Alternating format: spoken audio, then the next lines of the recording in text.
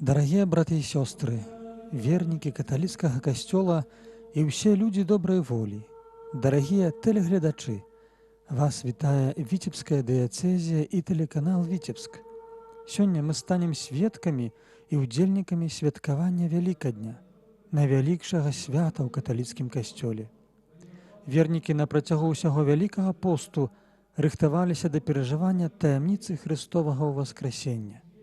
Трансляцыя пасхальнай вігіліі ў прамым эфіры адбываецца з касцёла Святога Духа ў Віцебску. Душпастырскае служэнне тут нясуць айцы-сальватарыяне, ксёндз Андрэй Вашчук, пробашч парафіі, і ксёндз Аляксандр Сапель, вікарый парафіі. Сардэчна запрашаю вас, дарагія тэлегледачы, да плённага ўдзелу ў натхнёнай і радаснай урачыстасці ўваскрасення Хрыста.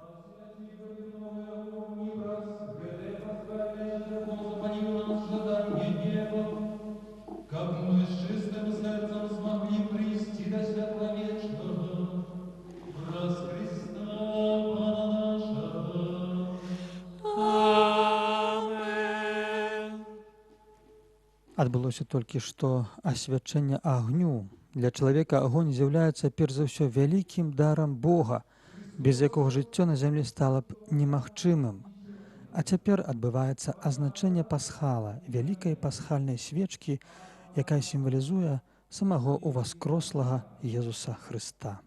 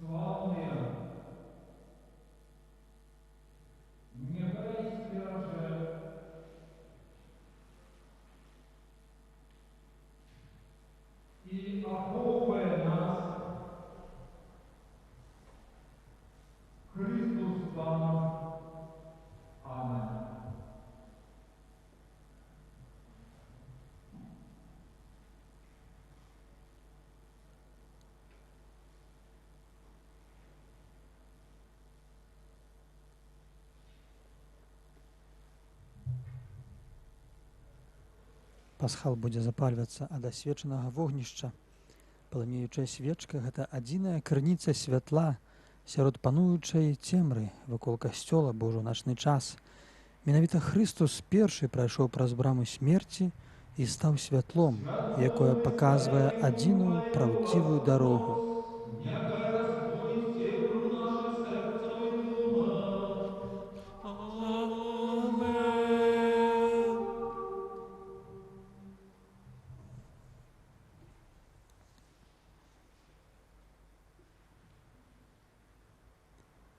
Цяпер засыпаецца кадзіла, каб з гэтым кадзілам ва ўрачыстай працэсіі вернікі маглі ўвайсці ў святыню, дзе працягнецца святкаванне велікоднага набажэнства пасхальнай вігіліі ў каталіцкім касцёле. Мы сёлета чарговы раз адзначаем гэтае галоўнае хрысціянскае свята Вялікдзень. Урачыстасць Пасхі канцэнтруе нашу ўвагу на асноўнай таямніцы хрысціянскай веры. Пра яе вырашальнае значэнне напісана ў пасланні да карынцянаў. Калі Хрыстус не ўваскрос, то марнае і прапаведванне нашае, і вера нашая марная, і вы далей у грахах вашых. Уваскрасенне Езуса Хрыста пераконвае нас, што ў змаганні са злом і смерцю апошняе слова заўсёды застаецца за Богам. Азіраючыся на гісторыю збаўлення чалавецтва, мы можам зразумець, што ўсё Святое Пісанне канцэнтруецца вакол асобы Езуса Хрыста, які памёр і ўваскрос, бо ў падзеях Пасхі Хрыстовай спаўняюцца ўсе абяцанні Бога. Мы верым, што Хрыстус сваёй крывёю вызваліў увесь свет ад ярма граху і смерці і ўваскросшы даў нам надзею на ўдзел у вечным жыцці ў супольнасці святых. Пасха для вернікаў – гэта гарантыя ўваскрасення да новага жыцця ў міры, справядлівасці і бясконцай славе. Слова «пасха» азначае пераход. Бог вывеў ізраільскі народ з егіпецкай няволі. І гэты пераход з палону на волю яўрэі сталі святкаваць кожны год. Па дарозе ў абяцаную зямлю Бог даў свайму народу закон, запаведзі, пералік якіх пачынаецца словамі «Я, пан Бог твой, які вывеў цябе з зямлі егіпецкай, з дому няволі». Захаванне запаведзяў выводзіць нас з палону граху да свабоды Божых дзяцей. У васкрасенні Езуса адкрывае нам, што цялесная смерць – гэта яшчэ не канец. Таму адзінае, што нас павінна хваляваць, гэта каб мы не апынуліся ў стане духоўнай смерці. Смерць у такім сэнсе азначае жыццё аддаленае ад Бога. Духоўная смерць пачынаецца з цяжкога граху, свядомага, дабравольнага і прамога парушэння Божых запаведзяў. У гэтую хвіліну мы становімся ўдзельнікамі, калі будзе спявацца экзультат, урачысты пасхальны спеў, вельмі старажытны, які праслаўляе перамогу Хрыста над смерцю. Грахом і шатанам. Гэта радасць усяго нябеснага касцёла, анёлаў і святых.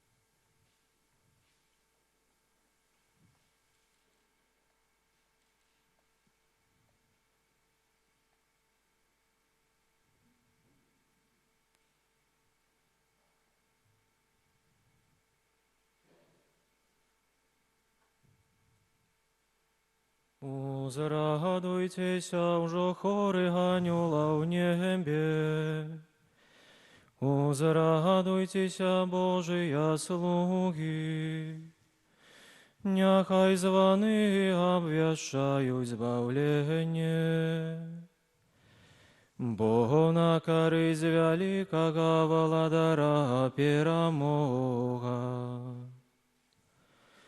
Весяліся і зямля, апрамененая ўзнёслым бляскам, бо асвяціў цябе промень спрадвечнага валадара. Цэлы свет няхай адчуе, што вызваліўся ад цемры.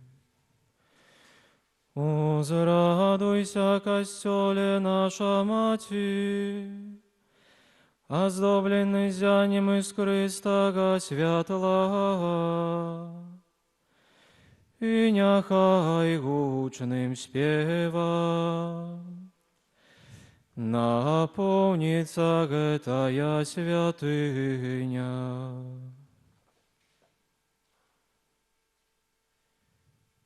Пан з вами, и с духом твоим, угору сердцы, узносим их до Пана. подякуем Пану Богу нашему. Годно это и справедливо.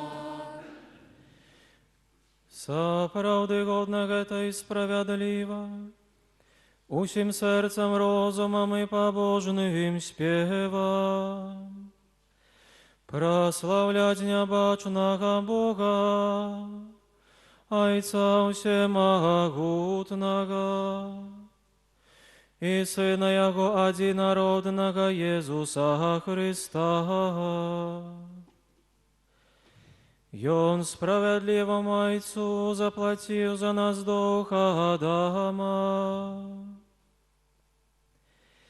И своей кровью знішив запис стародавняй вины. Это и есть Тыя пасхальныя святы, падчас якіх забіваюць сапраўднае ягнятка, Яго крывёю освячаюцца дамы верніка. Гэта тая ноч, у якую ты вывел з Египту наших прайцов, сынов Израилевых, и по сухим дне перавём праз Чырвонае мора. Гэта тая ноч, якая святлом огненнага слупа граху рассеяла цемру. А сёння гэтая ноч усіх веруючых у Христа па ўсёй зямлі вызваляе ад даўніх правінаў і змроку граху, вяртае ласку і злучае ў супольнасць святых. Гэта тая ноч, у якую Христос, разорвавши путы смерти, пераможцам выходить з подземных нетрав. О, якая ж зивосная для нас Твоя ласка! О, якая невымовная любовь! Каб откупить слугов Ты отдал Сына. О, сапраўды абавязковым быў грэх Адама,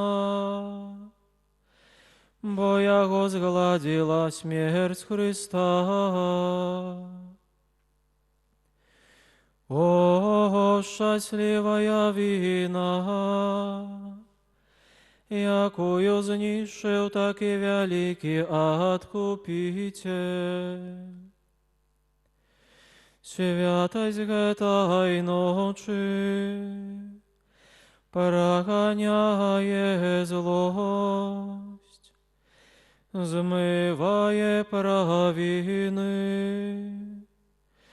і вяртае ласку упаўшым, а засмучаным радасць. О, сапраўды благаслаўлёная ноч, у якую злучаецца зямное з нябесным, а справы боскія з людскімі. У гэтую ноч поўную ласкі прыймі, святы Ойча, вечаровую ахвяру праслаўлення, якую Табе складае святы касцёл, урачыста ахвяруючы рукамі сваіх слуг гэтую свечку, плён працы пчалінага рою. Таму просім Цябе, Пане, каб светач, што на хвалу імя Твайго ахвяраваны, нястомна палы мне, рассеиваючы цемру гэтай ночы. і прийняти тобою як приємний водар. Нехай злучиться со святлом небесным. Нехай же он полемнее аж до світання, покуль не взойди соправданное солнце. Иисус Христос, Твой Сын, з мертвых повсталый, який освятил род людский своею ясностью, и с Тобою живи владарить на веки вечные. Амен, амен, амен. Закончыўся спет экзультата пасхальнага спеву, і цяпер наступіць другая частка. Літургія слова будзем перажываць гэты момант.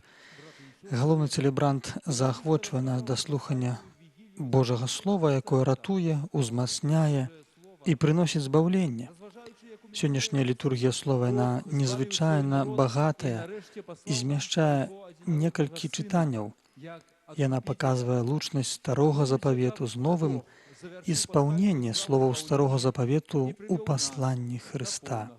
Пасля кожнага чытання будзе спявацца псальм, і цэлебрант будзе спяваць малітву, якая сцвярджае спаўненне словаў Святога Пісання ў Езусе Хрысце.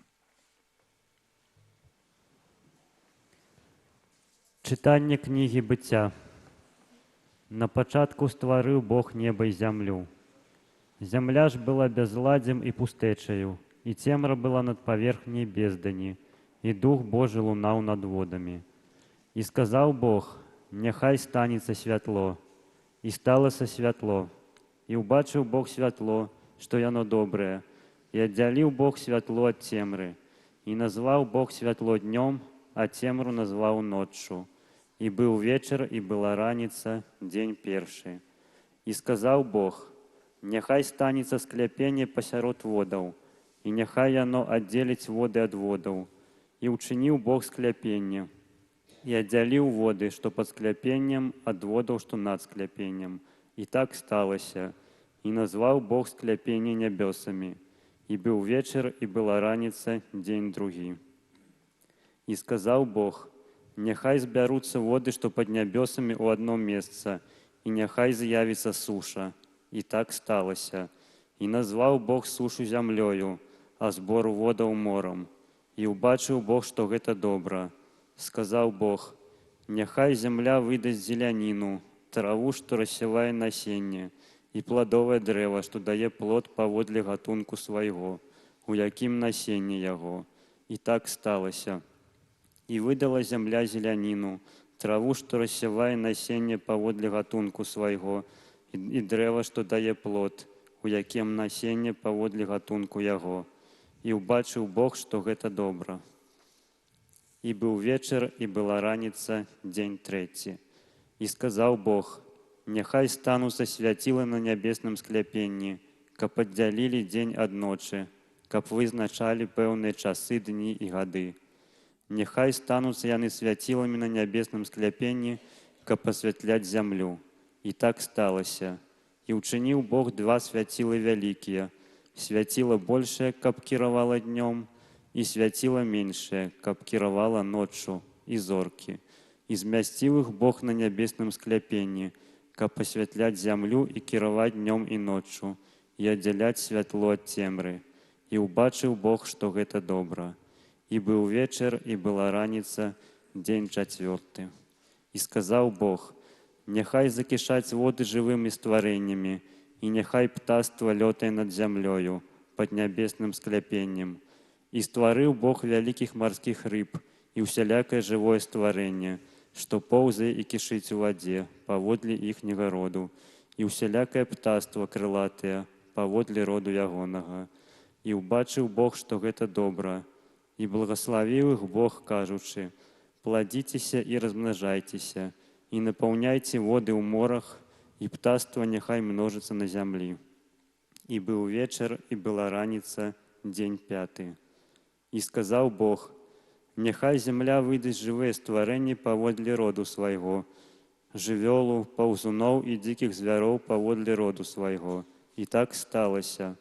І стварыў Бог дзікіх звяроў паводле іх роду, жывёл паводле іх роду і ўсіх зямных паўзуноў паводле іх роду. І ўбачыў Бог, што гэта добра.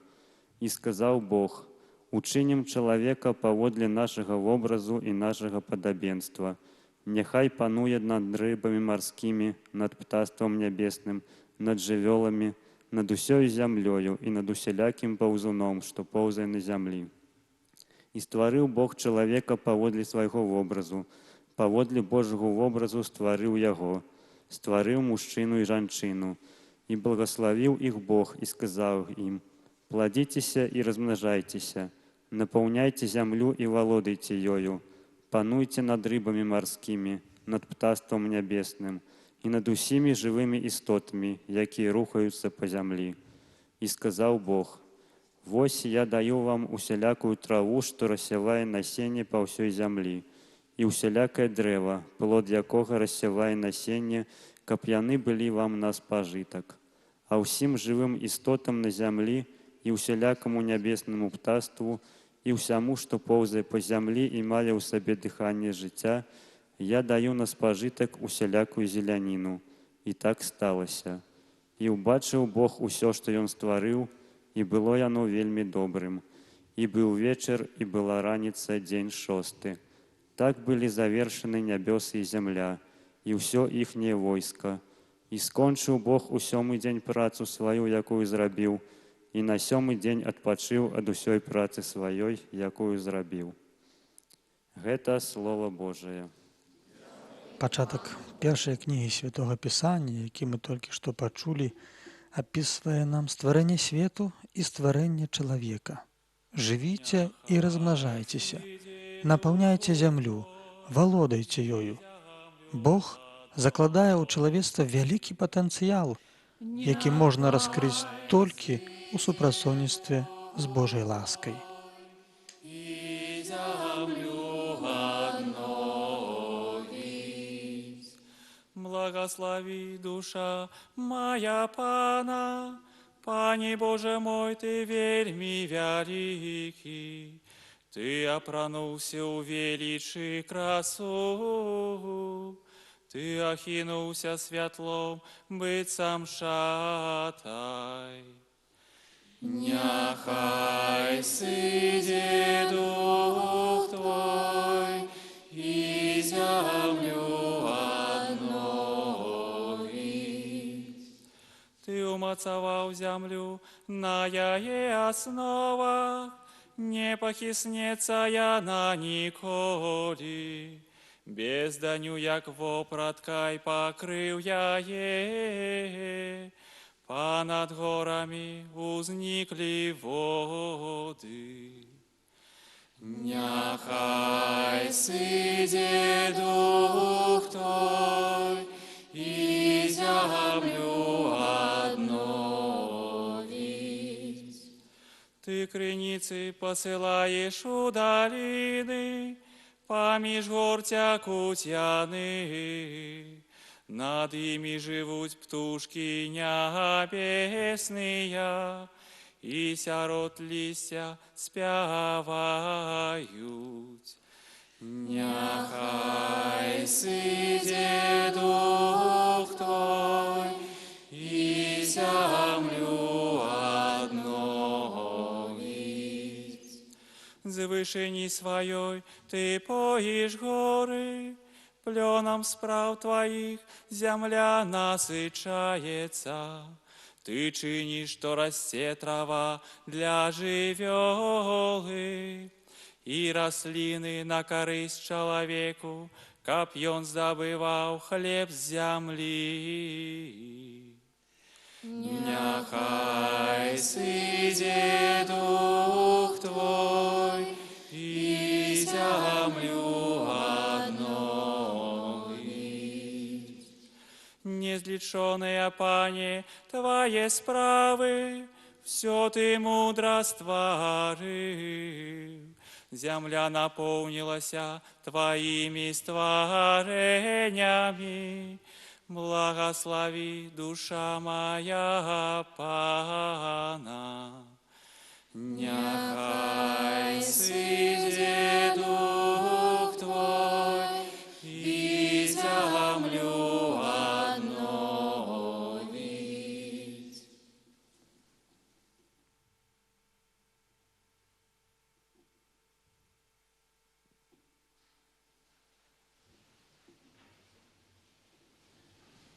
Молимся. Усемогутный, вечный Боже, дивосный Ты во всех Твоих справах. Учеников откупленный Тобою народ заразумев, на койке цудовной была справа створення на початку, і яще цудовнейшей справа откуплення у повні часу. Коли як пасхальне ягньо был охверованы за нас Иисус Христос, який живее володарить на веки вечные. Другое чытанне, якое мы зараз пачуем падчас пасхальнай вікіліі, таксама паходзіць з кнігі быцця. Читання книги У ім Быття. мы пачуем пра выключны давер Абрагама да Бога. Абрагама. І сказав Ахвяра йому, Абрагама Абрагаме, гэта правобраз ён будучай адказаў, ахвяры «Гэта я, Айца Бог Нябеснага, сказав, які не «Возьми пашкадуе сына свайго твоего сына, одинака, якого ты каб любиш, збавіць Ісака, людзей». Іди у землю моря, і там принеси його на усе спалення, на одной з гор, про якую я скажу табе. Абрагам устаў вельмі рана, асядлаў осла свайго, узяў з сабою двух слугаў сваіх і Ісака, сына свайго.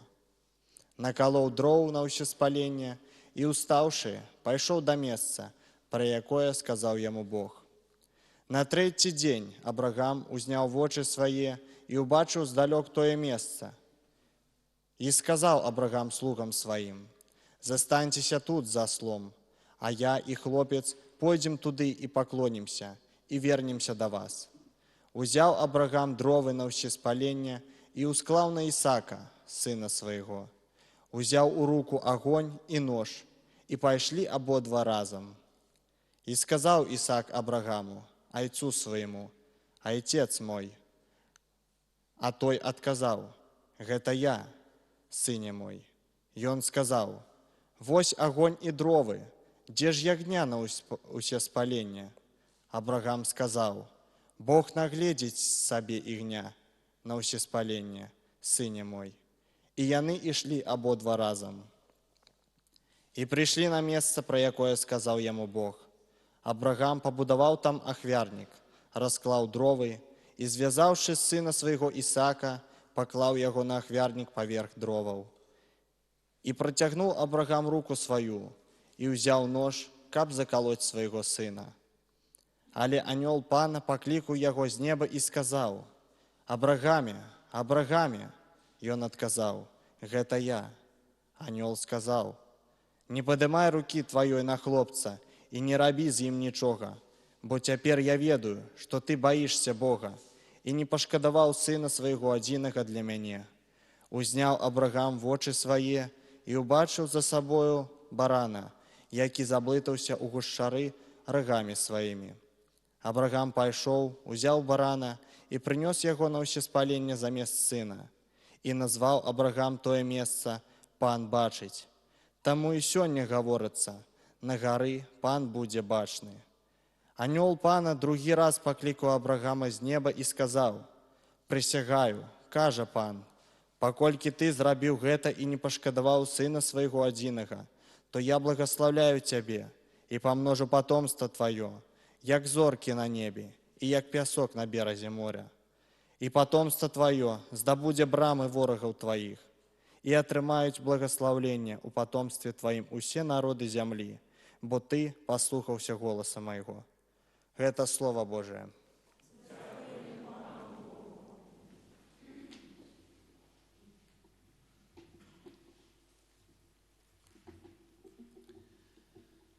Захавай мяне, Божа, бо на Цябе спадзяюся. Захавай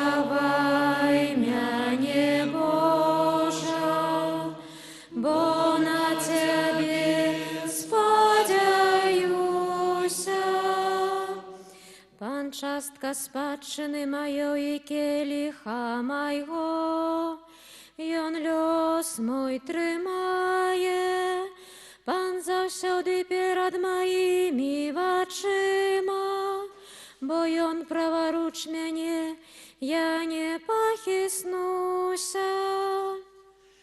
Захавай мяне, Божа, бо на Цябе спадзяюся.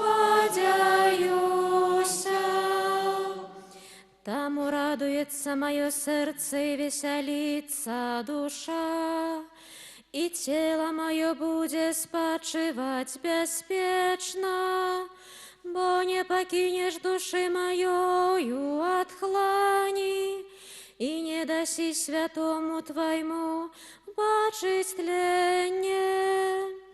Захавай мяне, Божа, бо на Цябе спадзяюся.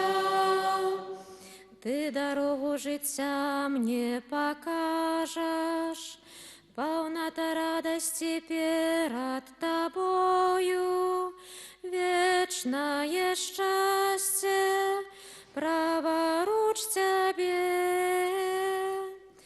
Захавай мяне, Божа, бо на Цябе спадзяюся.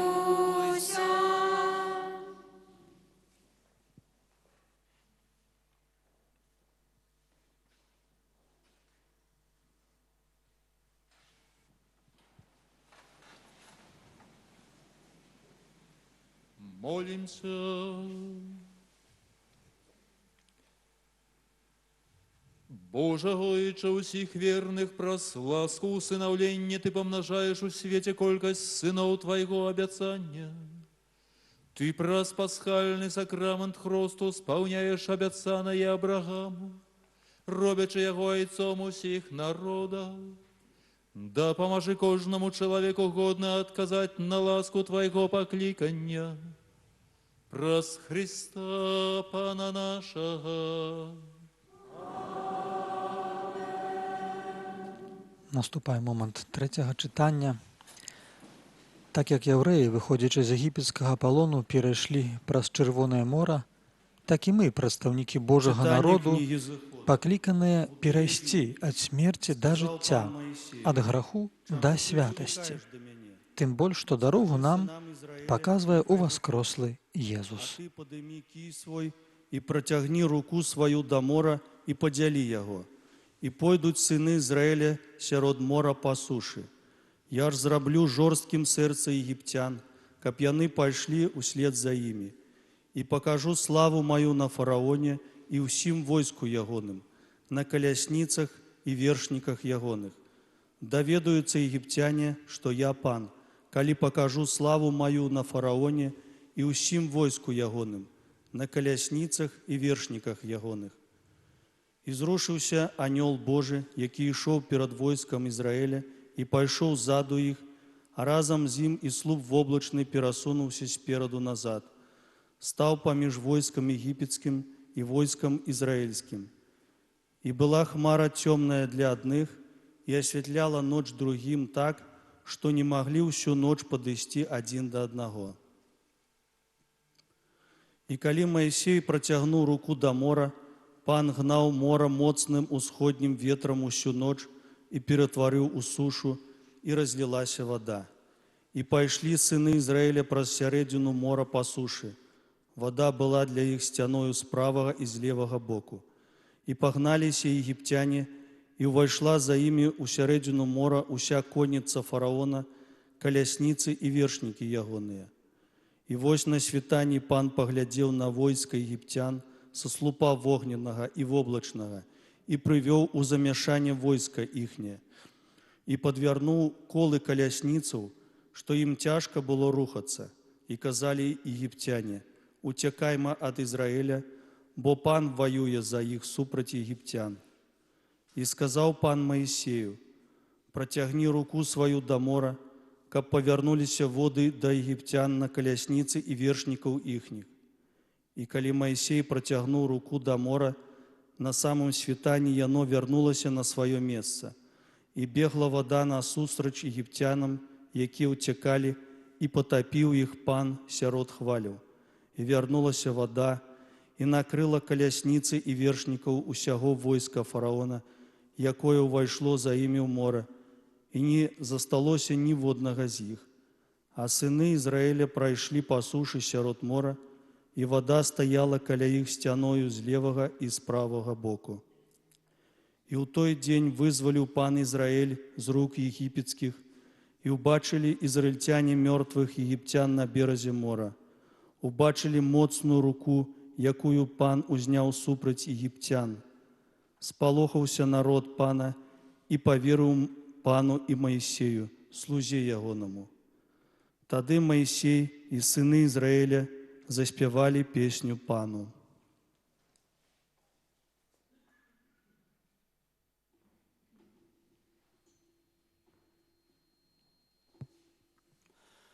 Спяваю пану, бо ён узвысіўся. Спяваю пану, бо ён узвысіўся.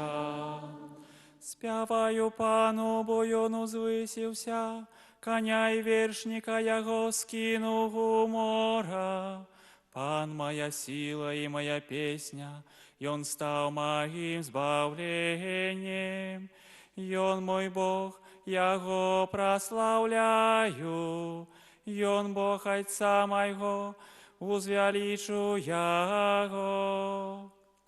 Спяваю пану, бо ён узвысіўся. Пан магутны у барацьбе, яго імя всемагутны. Колясницы фараона і яго войска ён кінуў у мора. Лепшыя ваяры ягоныя потонули у Чырвоным моры. Спяваю пану, бо ён узвысіўся. Бездна іх праглынула, яны сышлі у глыбіні. Правіца твоя, пані, прославленая моцаю. Правіца твоя, пані, перамагла ворага. Спяваю пану, бо ён узвысіўся. Ты вывел народ свой и посадил яго на горы спадчыны сваёй, на месцы, якое учинил своим жыллём, пане, у святыні пана, якую звялі твои руки. Пан владар навеки и назаўсёды. Спяваю пану, бо ён узвысіўся.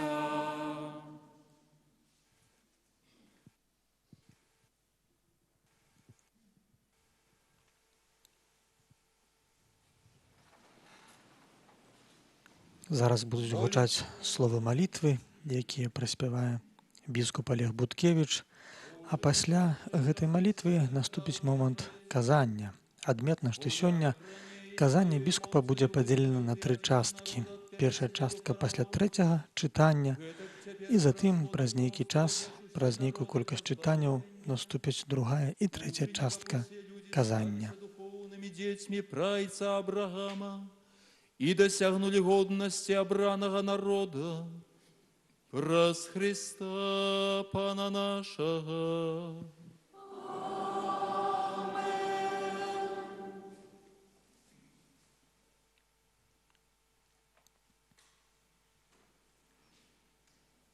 Присядьте, калі ласка.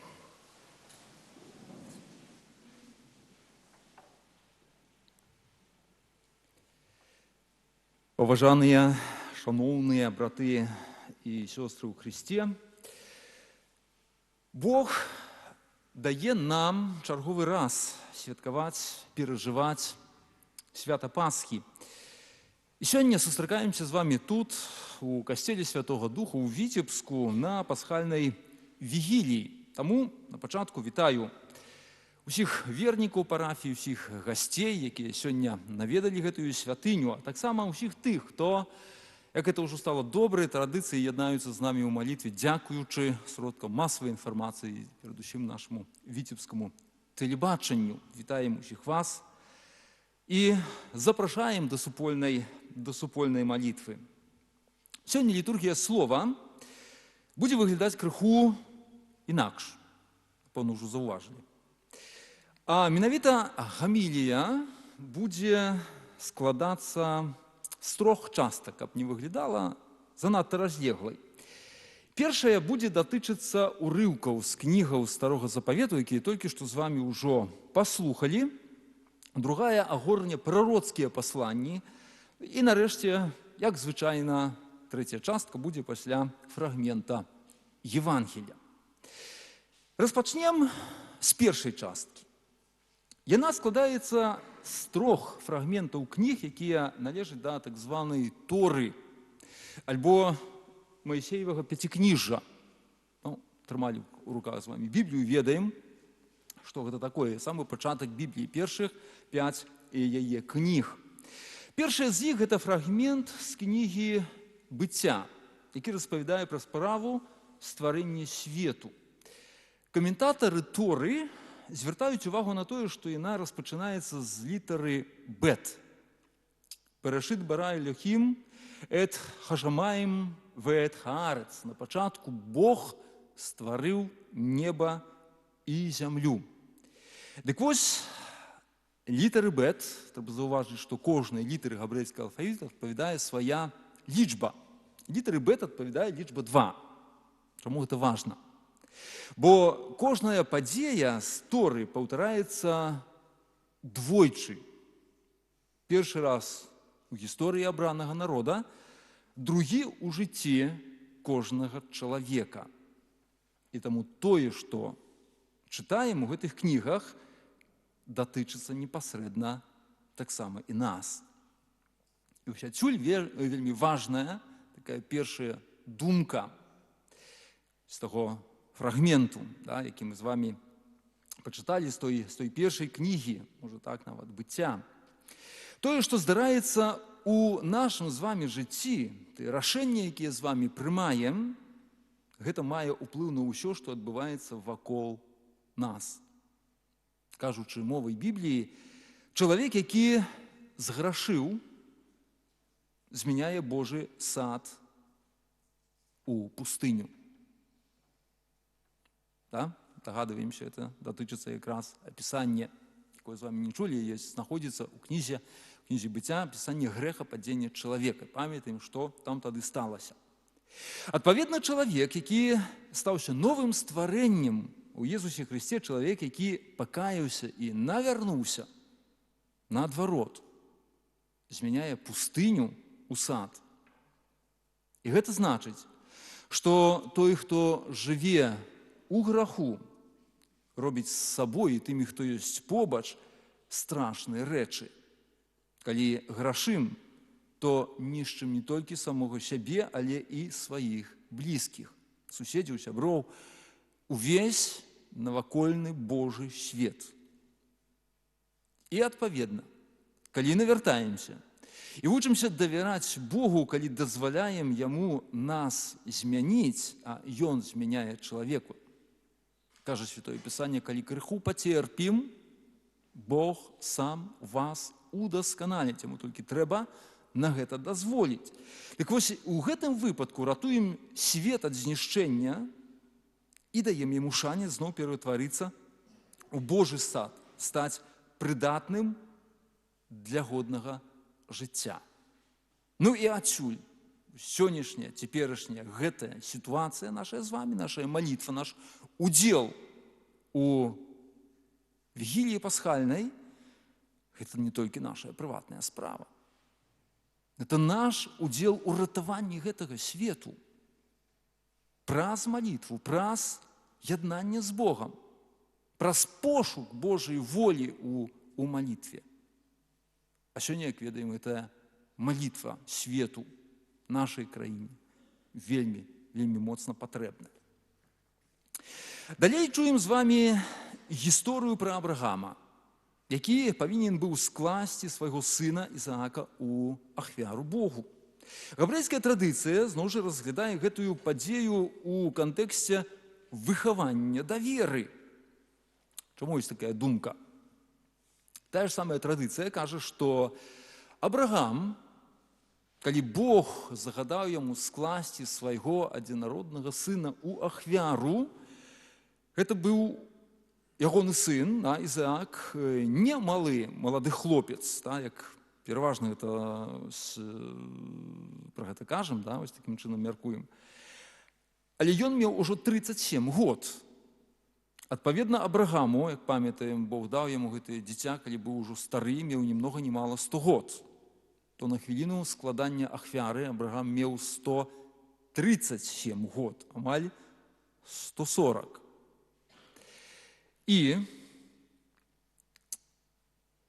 адпаведна Абрагаму, маючы такі ўзрост, канешне ж, у такой сітуацыі, калі бацька не растлумачыў свайму сыну, мужчыне, які мае амаль 40 год, не растлумачыў, што азначае гэтая сітуацыя і куды яны ідуць, то ніякай мовы пра ахвяру ісці, напэўна, б не магло.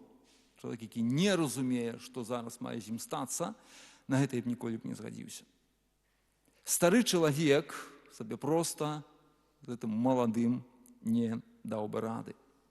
І таму Абрагам вось тут выступае як выхаваўца, які тлумачыць яму Божыя справы, выхоўвае даверы. Да такой ступені, зноў жа, як кажа адна з гэтых повесцяў прыгожых габрэйскіх, што Ізаак папрасіў бацьку, каб ён звязаў яму рукі, каб у пэўны момант ён не адмовіўся, не перакрэсліў гэтай ахвяры, якую патрабуе Бог. І менавіта таму вобраз Абрагама, які мы пераважна лічым за, і Святое Пісанне нам кажа, падае нам яго як за айца у веры. Менавіта праз тое, што даверыўся Богу, склаў у ахвяру свайго сына, падобную ж ахвяру праз выхаванне, праз разуменне складае таксама і Ізаак. І вось гэтыя двое людзей, яны нам прадстаўляюць вобраз каго? Ну, самога Бога. Тое, што здзейснілася ў асобе Езуса Хрыста. Бог, Айцец, пасылае ў гэты свет свайго сына. Бог церпіць, гледзячы на тое, што сталася з яго сынам.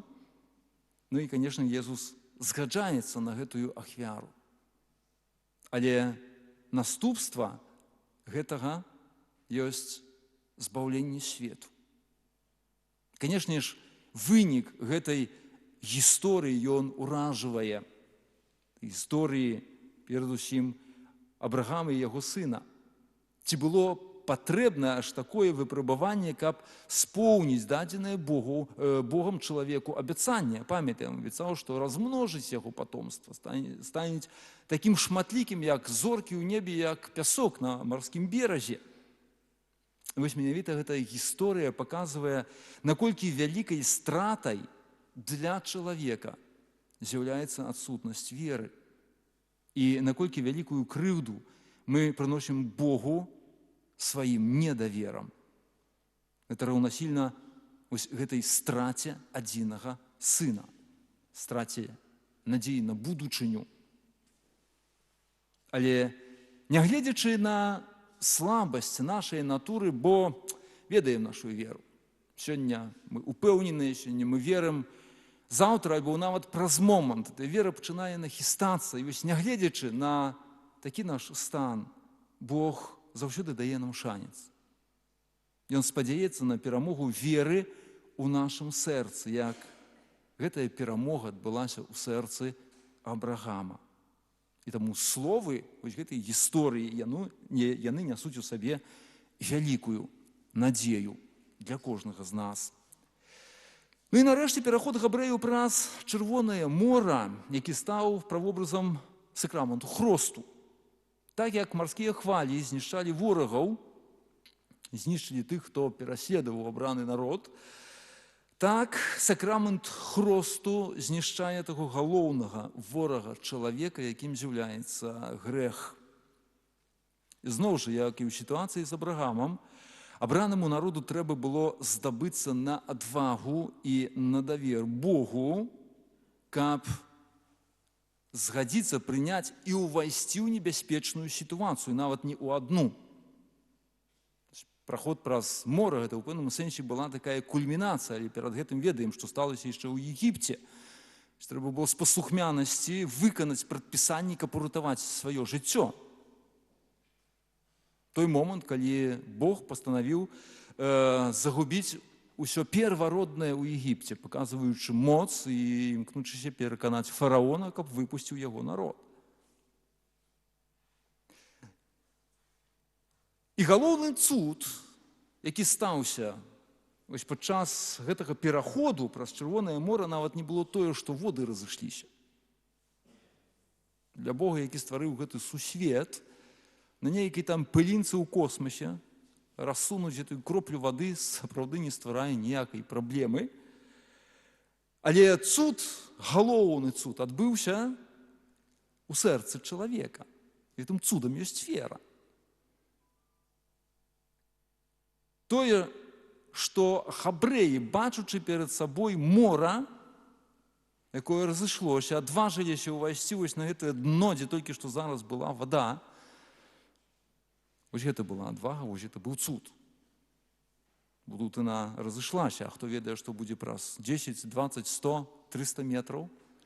Давер да Бога.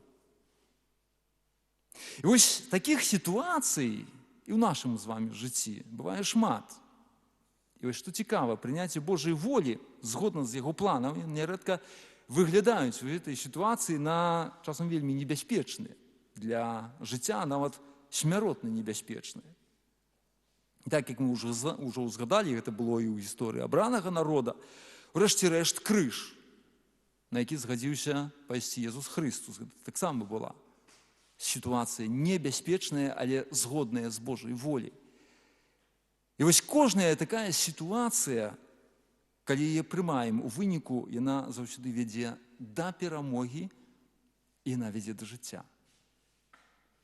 Няхай тыя прыклады са Святога Пісання дададуць нам адвагі, навучаць нас перадусім распазнаць гэтую Божую волю і даюць нам адвагі прымаць тое, што гэтая Божая воля нам рыхтуе. Слухаем далей.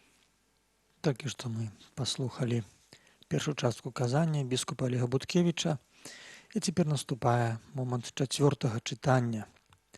«Міласэрнасць мая не адступіць ад цябе», кажа Бог вуснамі прарока Ісаі. У 4-м чытанні мы пачуем пра абяцанні, якія дае Бог кожнаму, хто застаецца яму верны, хто хоча быць саўдзельнікам яго перамогі. Дастаткова толькі станоўча адказаць на Божы голас. На малы час я пакінуў цябе, але з вялікай міласцю прыму цябе. У прыступе гневу я схаваў ад цябе на хвіліну аблічча маё, але ў вечнай міласэрнасці злітуюся над табою, кажа Пан Адкупіцель твой. Бо для мяне гэта як воды Ноя. Калі прысягнуў я, што воды Ноя не прыйдуць больш на зямлю, так прысягнуў я, што не буду гневацца на цябе і дакараць цябе не буду. Бо горы знікнуць і пагоркі захістаюцца, але міласэрнасць мая не адступіць ад цябе, і запавет спакою майго не пахіснецца, кажа Пан, які спагадае табе. Няшчасная, несуцешная, якую кідаюць буры. Вось я пакладу твае падставы на рубінах і падмурак твой на сапфірах. Я ж маю аздоблю твае вежы, упрыгожу крышталём твае брамы, усю агароджу тваю каштоўнымі камянямі. Усе сыны твае будуць вучыцца ў Пана, і поспех сыноў тваіх будзе вялікі. На справядлівасці будзе твой моцны падмурак. Ты пазбудзешся ўціску, бо не будзеш баяцца, пазбудзешся жаху, бо ён не падыдзе да цябе. Гэта Слово Божие.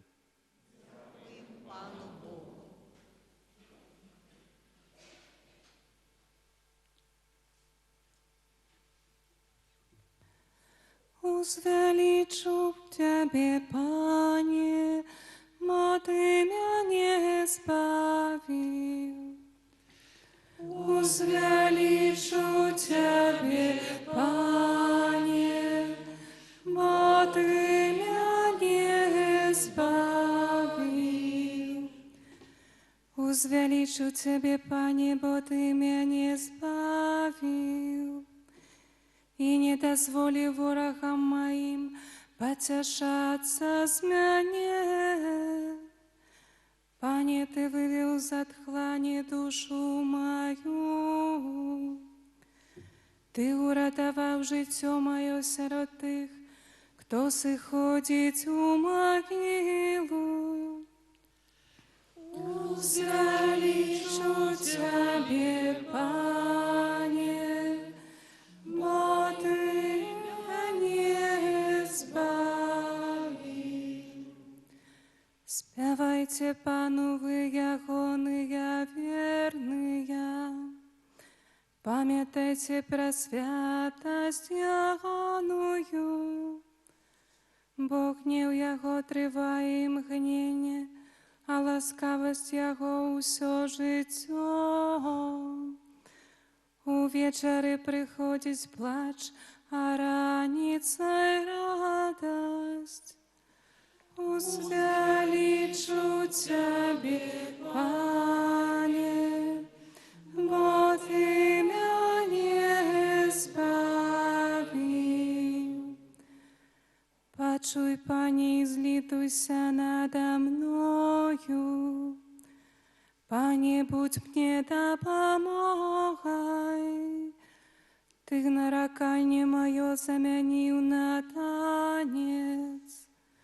Пане Боже мой, буду хвалить Тебе вечно.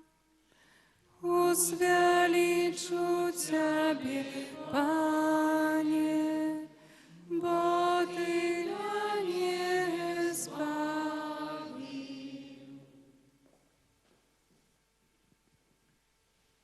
Молимся.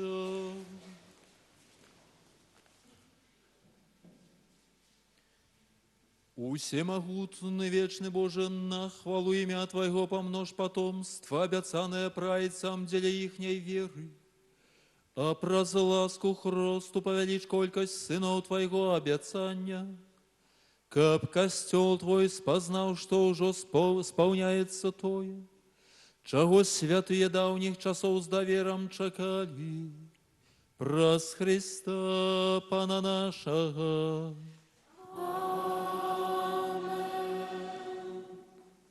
Зараз прагучыць пятае чытанне з кнігі пророка Ісаі. Яно будзе гучаць у касцёле на англійскай мове. Я прачытаю яго на беларускай мове, каб нашыя шаноўныя тэлегледачы маглі добра зразумець тэкст. Так кажа Пан: «Сасмаглыя ўсе ідзіце да водаў, і вы, якія не маеце срэбра, ідзіце. Ідзіце, купляйце без срэбра і без платы за віно і малако. Навошта вы адважваеце срэбра за тое, што не ёсць хлебам, а працу сваю за тое, чым нельга насыціцца? Слухайце уважліва мяне і спажывайце дабро, і няхай душа вашая нацешыцца тукам. Схіліце вуха сваё і прыйдзіце да мяне. Паслухайце, і жыць будзе душа ваша.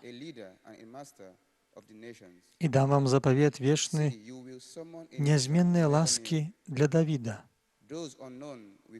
Вось я ўчыніў яго для народаў сведкам, правадыром і настаўнікам для народаў. Вось ты паклічаш народ, якога не ведаў, і народы, якія не ведалі цябе, пабягуць да цябе.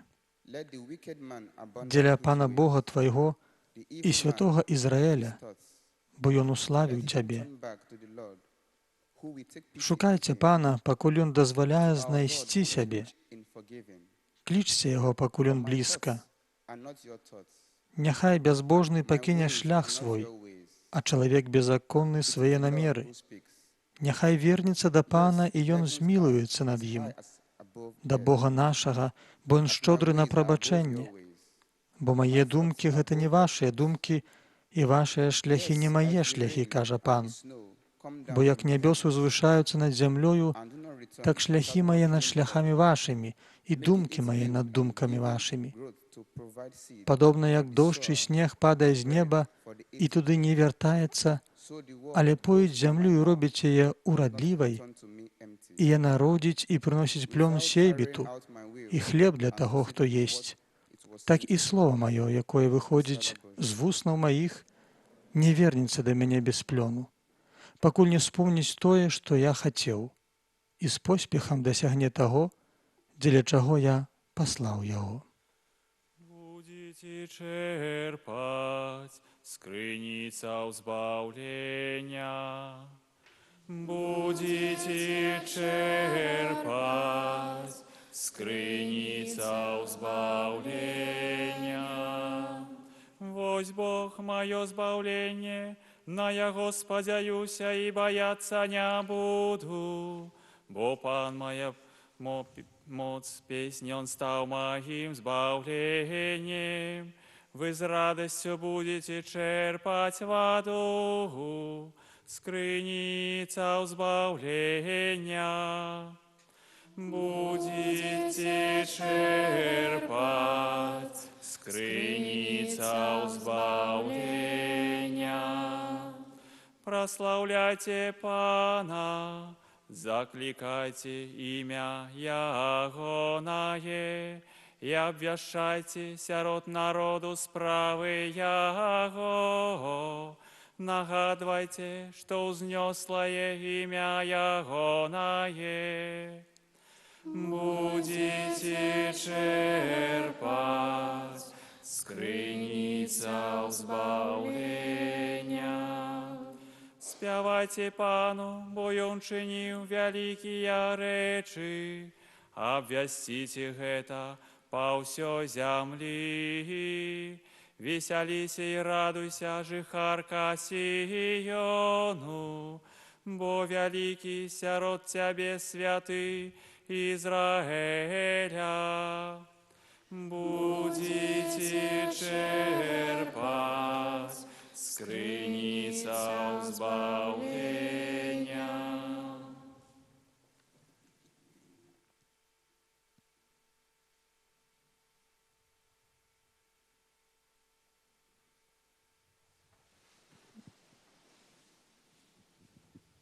Молимся. Усемогутный, вечный Боже, одиная надея свету, Ты в устнами пророков обвястил таемницы, что сполняются сёння.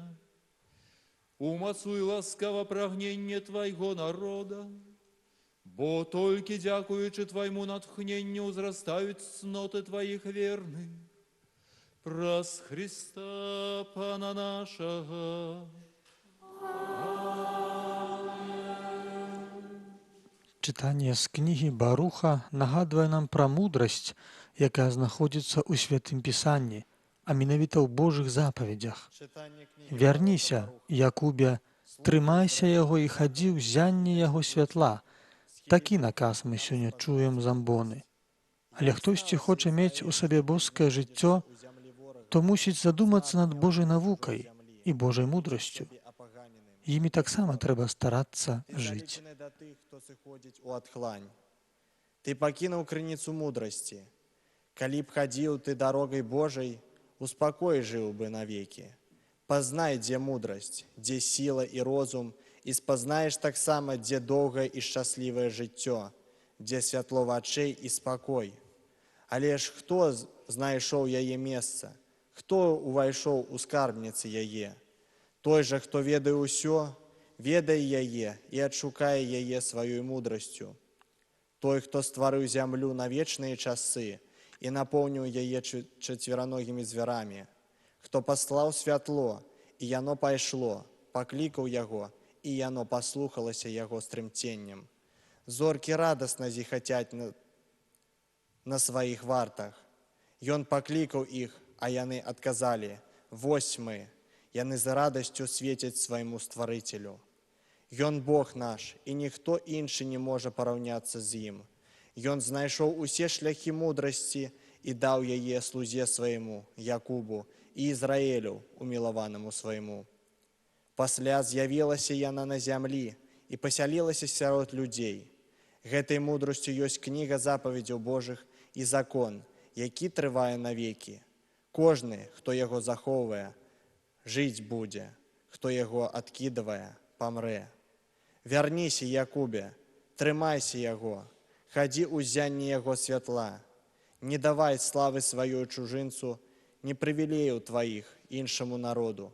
Шчаслівыя мы, Ізраіль, бо ведаем тое, што падабаецца Богу. Гэта Слова Божае.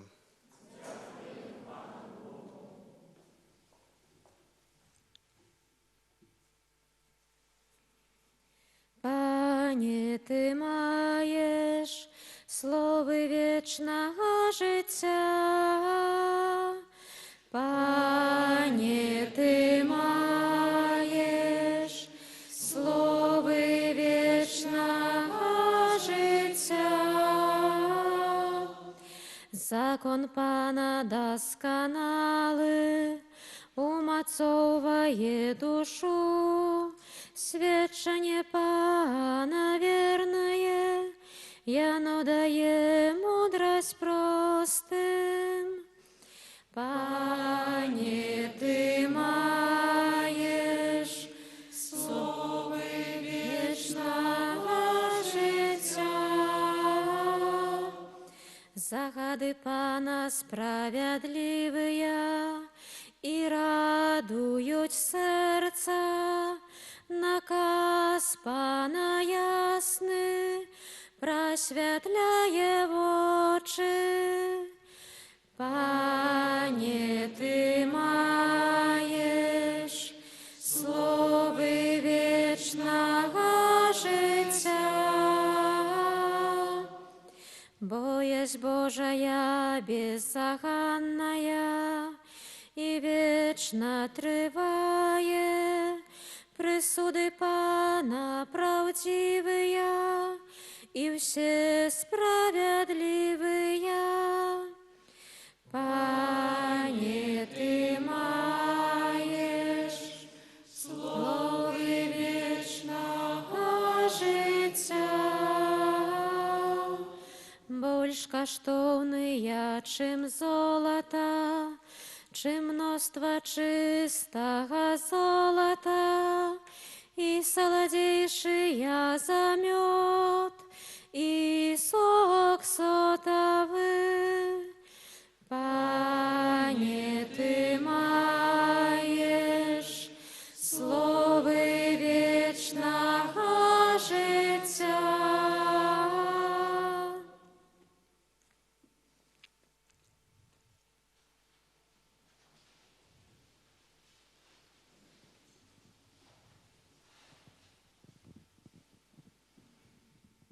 Молимся. Боже, Ты нестомно помножаешь костел свой праз покликанье до веры новых народов. Учини ласкаво каб тых, кого Ты обмыл водою хросту. Завсёды супроводжала Твоя опека. Праз Христа У гэтую хвіліну будзе прачытана 7-е чытанне з кнігі прарока Езахіэля, таксама ў касцёле на англійскай мове. Я ж прачытаю для нашых шаноўных тэлегледачоў гэтае чытанне на беларускай мове.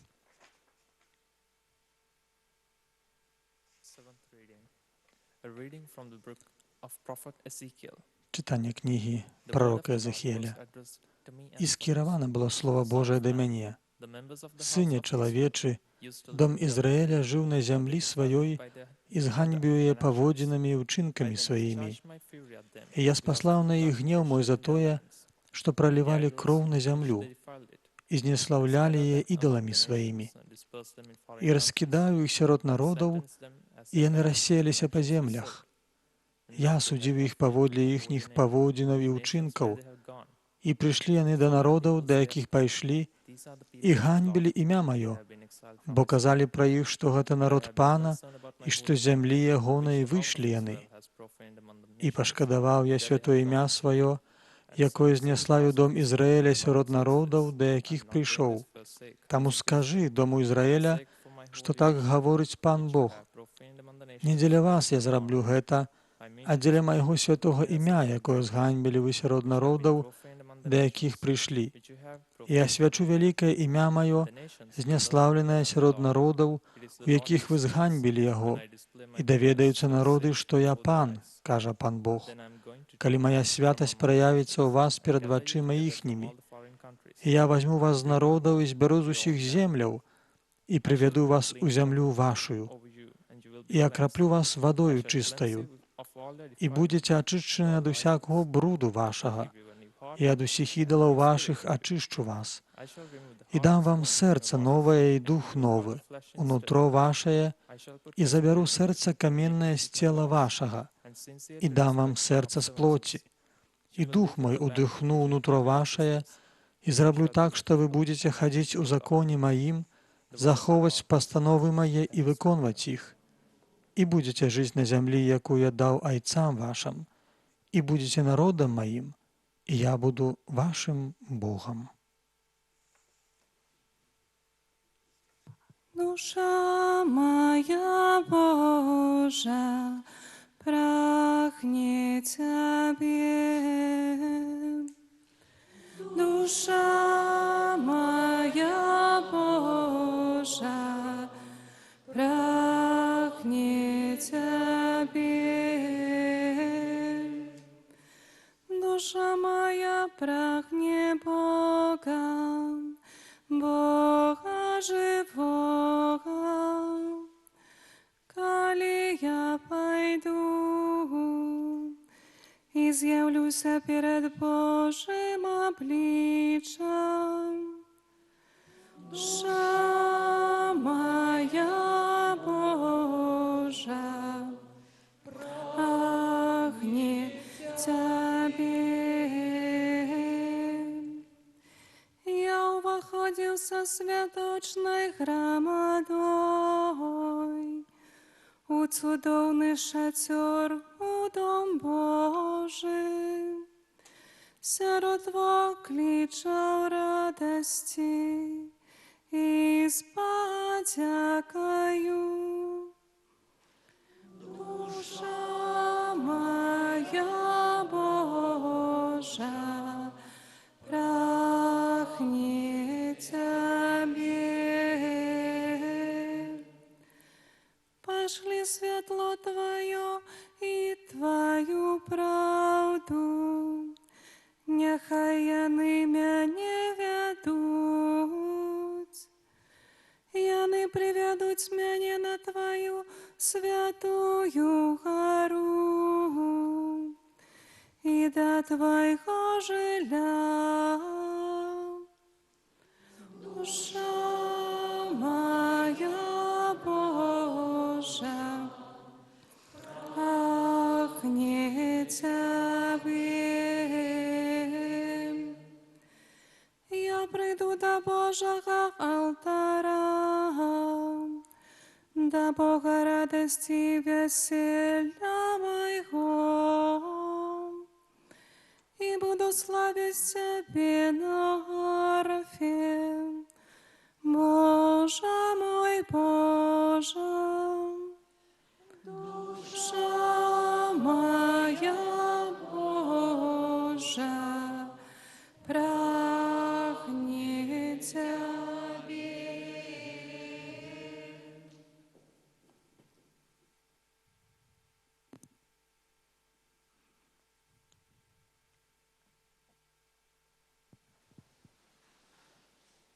Молимся.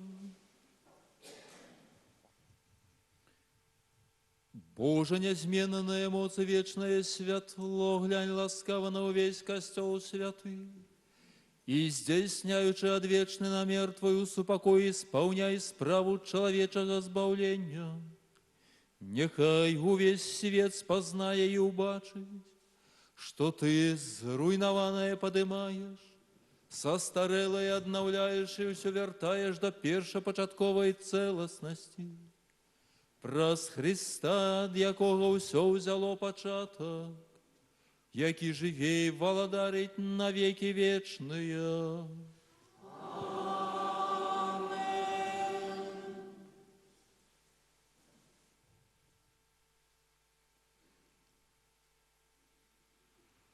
Наступае момант другой часткі казання, якое прамовіць да нас біскуп віцебскі Олег Буткевіч.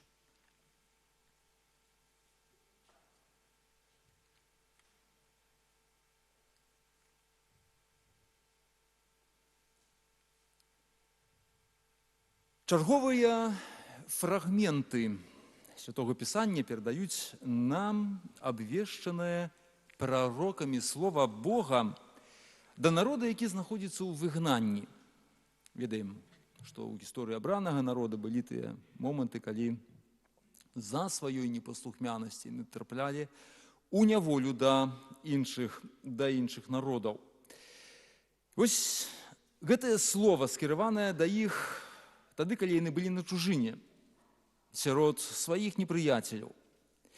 І ва ўсім гэтым крыўдна якраз тое, што сталася гэта са сваёй уласнай віны гэтага народа.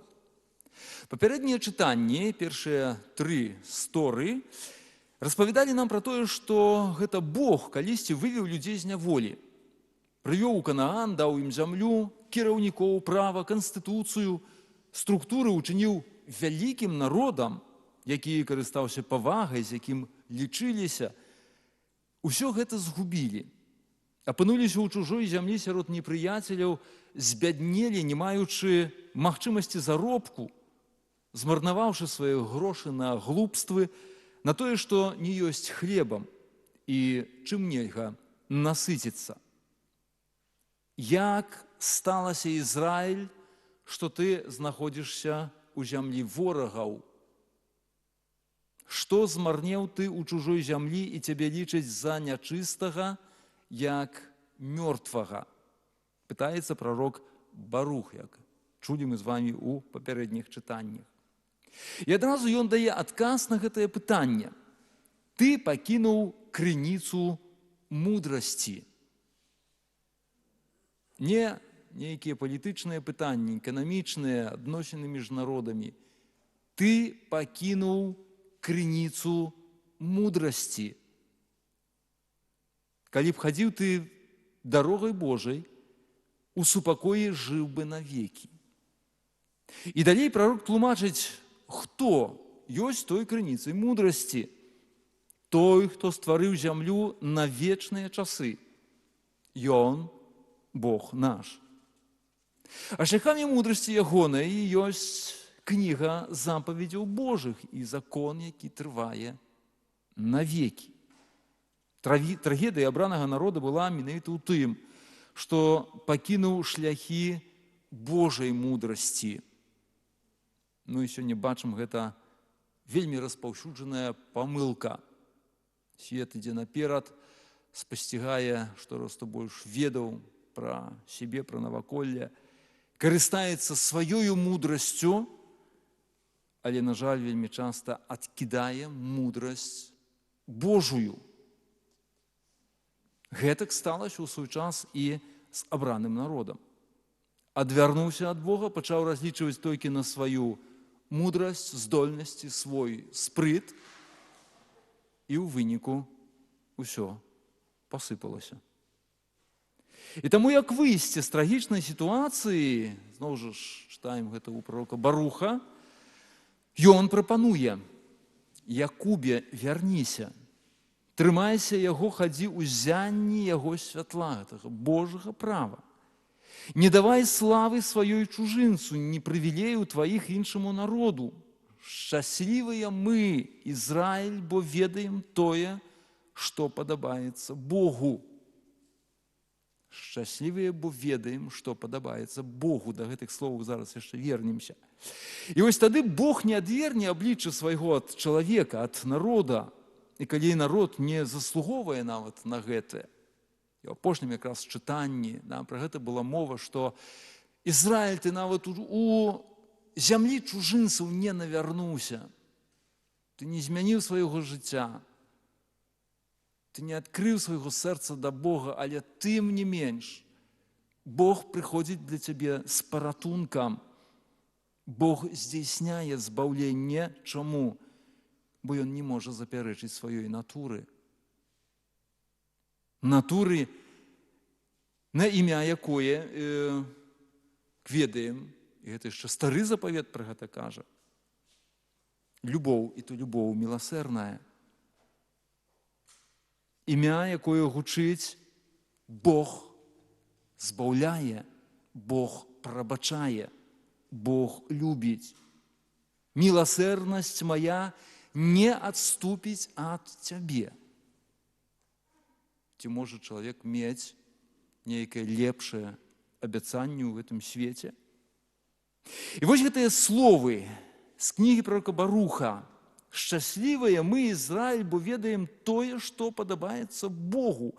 Ведаць волю Бога, ведаць, што яму падабаецца, інакш кажучы, ведаць ягонае слова, прарок называе шчасцем. Сярод тых нашых розных паняццяў, уяўленняў пра шчасце ці часам знаходзіцца такі варыянт, што аб чым казалі з вамі вышэй. У нашых пошуках, вельмі часта памылковых, якія не спраўджваюцца шчасце, ці мы разглядаем гэты варыянт адкрыць для сябе Божую волю, адкрыць для сябе Божае Слова. Бо хтосьці ўжо знайшоў у ім шчасце.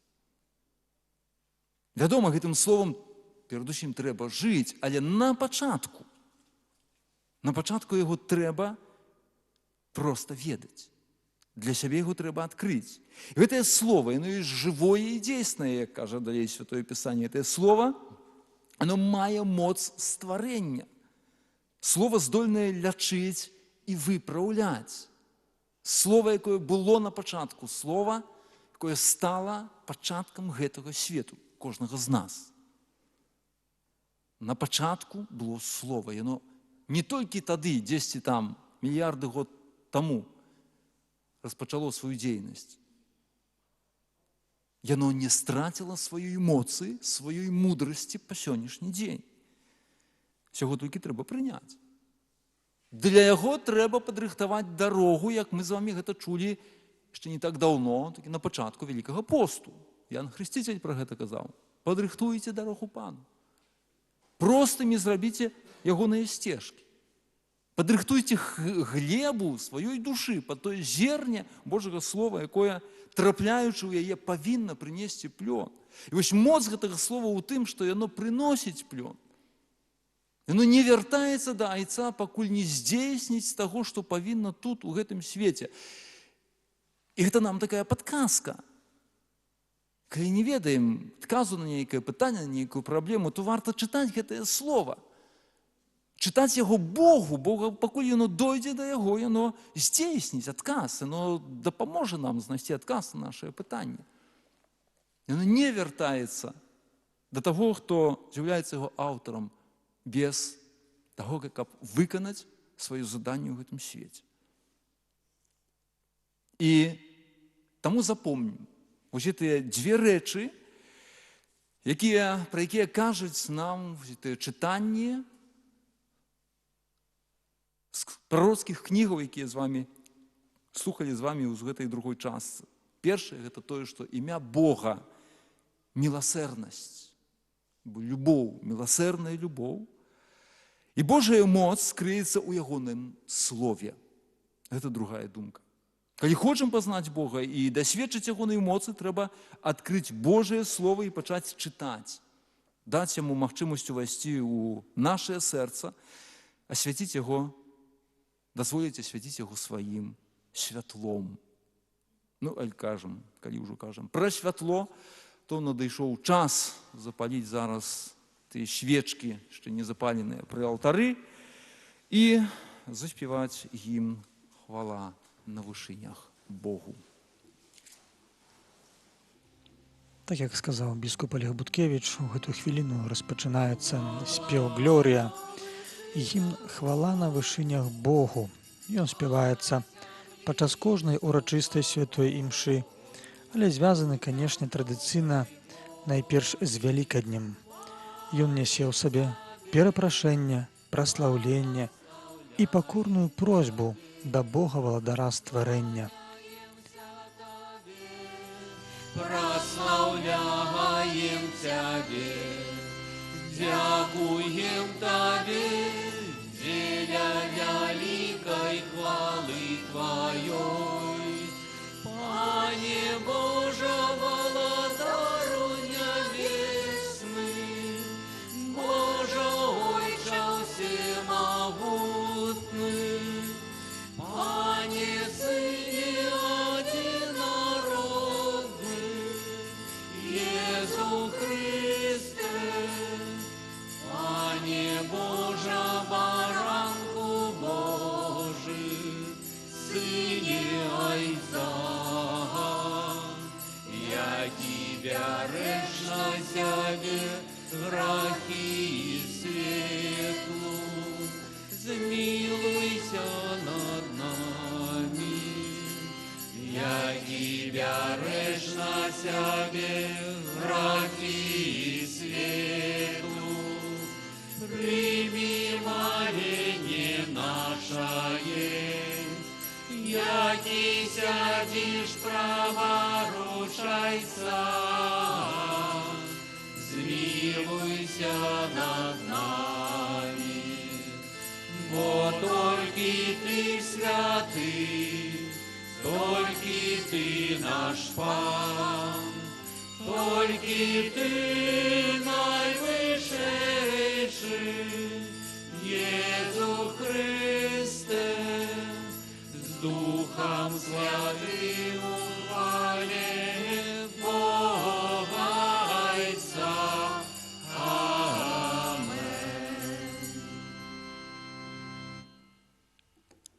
Зараз прагучаць словы малітвы, калекты, пасля якой адбудзецца чытанне з новага запавету. Боже, Ты освятляешь гэту найсвятейшую ночь славою из мертвых повстання Пана. Оживи у Твоим костеле Дух Божьего сыновства, каб обновленные телом и душою мы отдано Тебе служили.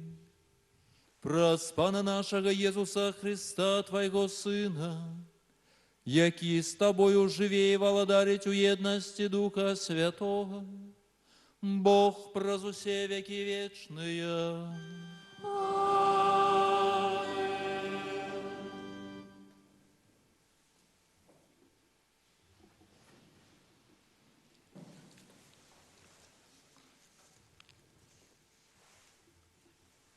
Читание послания святого апостола Павла до римляну. Браты, те ж не ведаете, что усе мы, охрещенные у Иисуса Христа, у смерть Ягоную хрестилися. Дык вось, мы, похованные з им хрещением у смерть, каб як Христус у воскрес з мертвых деля славы Отца, так и нам ходить у обновленном житті. Бо коли мы, пояднанные з им подобенством смерти Ягоной, то повинны быть пояднаны и подобенством у воскресения, ведаючи, что были наш человек укрыжованы зим для того, каб было знищено грешное тело, каб нам не быть уже невольниками граху, бо той, кто помер, вызволился от граху. Коли ж мы померли с Христом, то верим, что и жить будем зим, ведаючи, что Христос, воскресший из мертвых, уже не помирая, смерть уже не мая над ему лады. Бо тое, что он помер, дык помер раз и назаўсёды для граху, а что живе, дык живе деля Бога.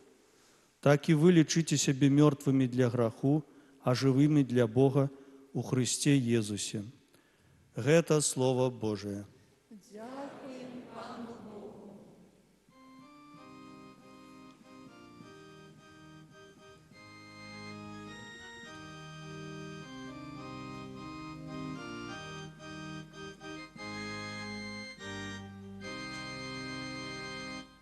Аллилуйя, аллилуйя, аллилуйя, аллилуйя, аллилуйя, аллилуйя, аллилуйя. Гучыць радасны спеў «Аллилуйя», што значыць «праслаўляйся Пана». Велікодны спеў «Аллилуйя» выконваецца вельмі ўрачыста падчас сённяшняй літургіі. Ён кіруе нашы думкі і сэрцы да праслаўлення Бога ў радасці сустрэчы. Святы Аўгустын заахвочваў, каб на зямлі спяваць гімны хвалы дзеля ўмацавання ў радасным імкненні да неба, каб не паддавацца маркоце. «Спявай і ідзі», казаў святы. Менавіта ў дарозе, зямным вандраванні, сярод падзей штодзённасці, праслаўленне Бога, радасны спеў у сэрцы і на вуснах спрыяе асабістаму ўзрастанню ў радасці дзялення верай, надзеяй і любоўю з іншымі. Правіца Пана ўзнялася высока, правіца Пана праявіла сілу. Не памру, але жыць буду і абвяшчаць справы Пана. Аллилуйя, аллилуйя, аллилуйя, аллилуйя, аллилуйя, аллилуйя. Камень, откинутый подовниками, стал головою в угла. Пан учинил это, и дивная в очах наших. Аллилуйя. Аллилуйя, аллилуйя, аллилуйя, аллилуйя,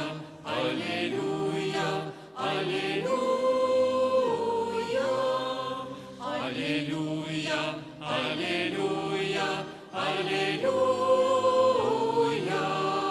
аллилуйя, аллилуйя, аллилуйя. Пан за вами.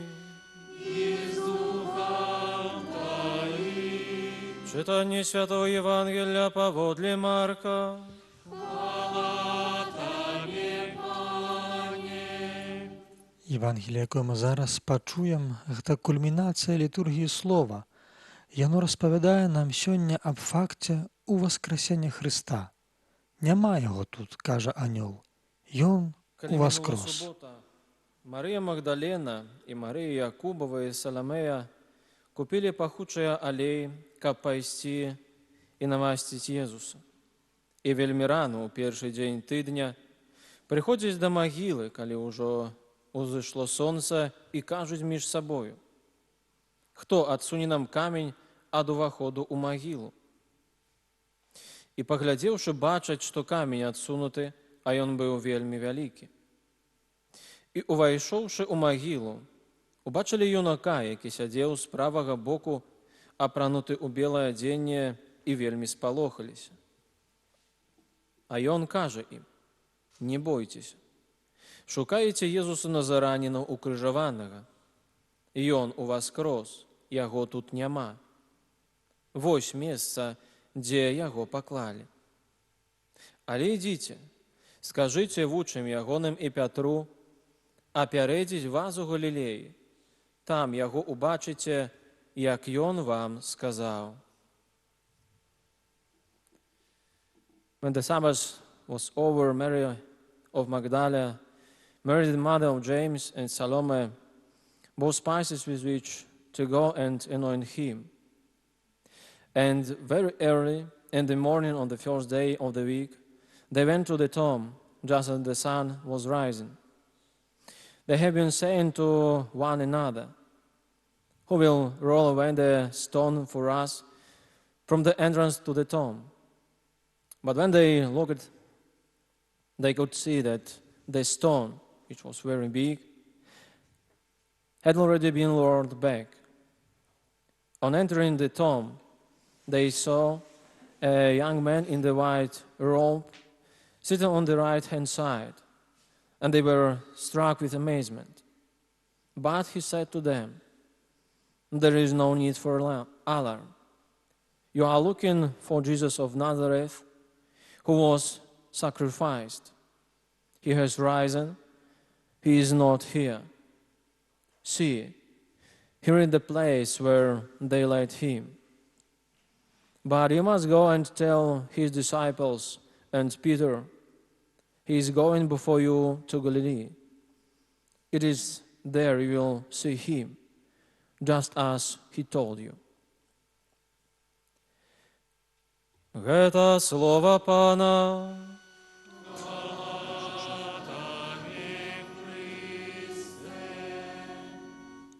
Пасля прачытання слова святого Євангелія наступае момант трэцяй часткі казання біскупа віцебскага Олега Буткевіча.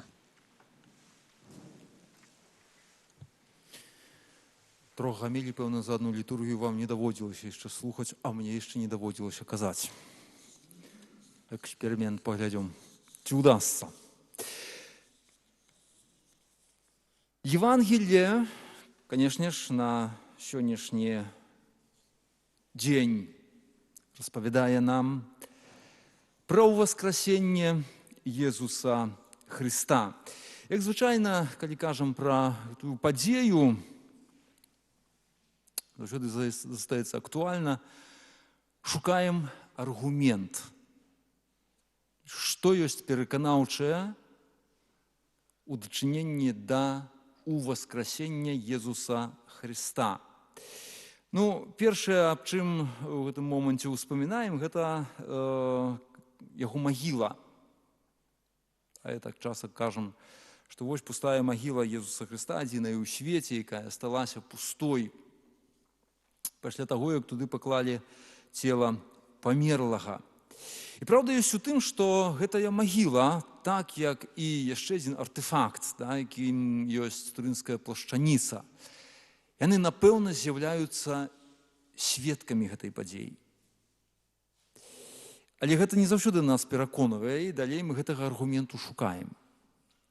Дык вось гэты аргумент мы сёння з вамі чуем у Евангеліі.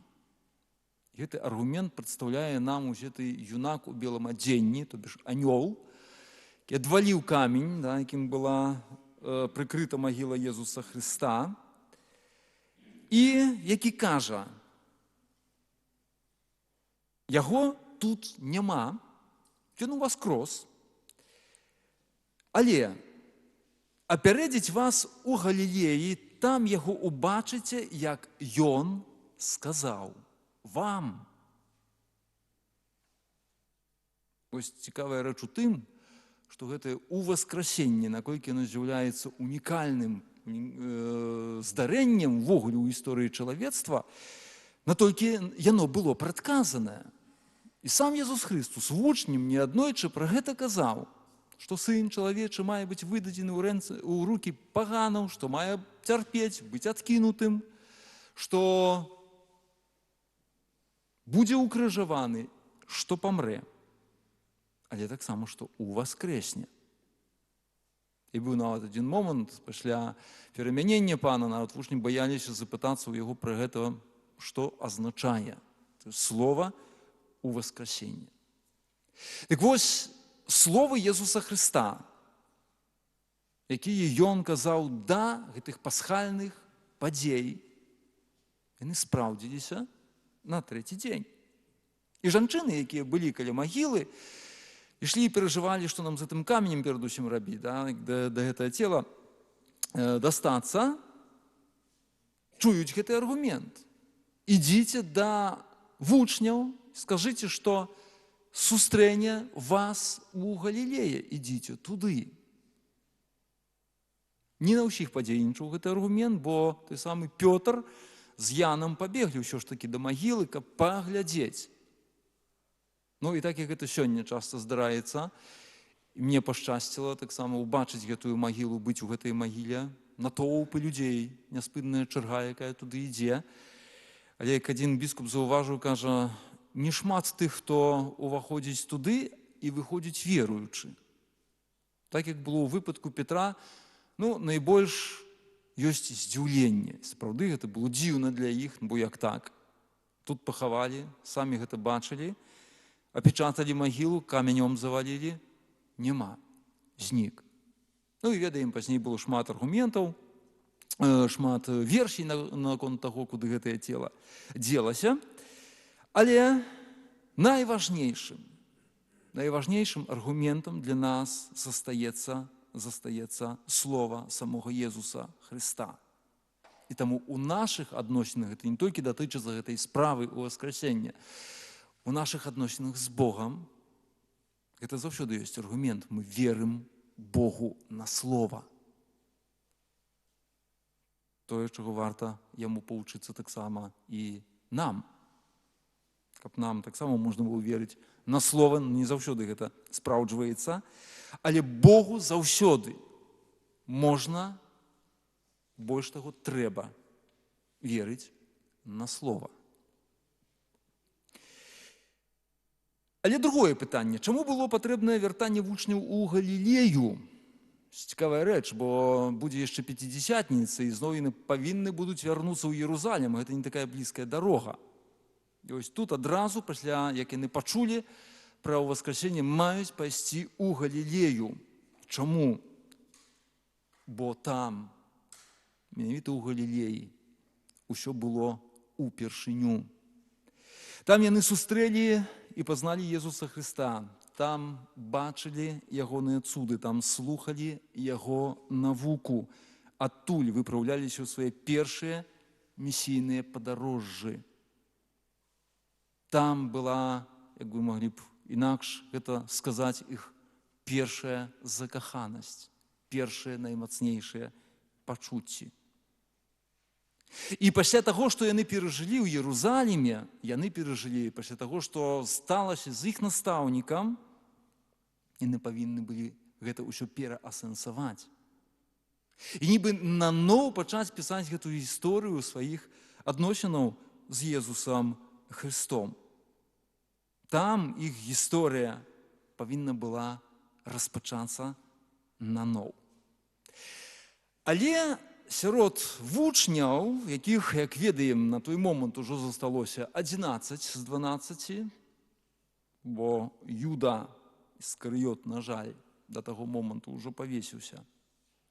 Сярод гэтых 11 быў адзін, который не хацеў, найменшаму залежала, быў апошні, хто хацеў бы апынуцца зноў у Галілеі.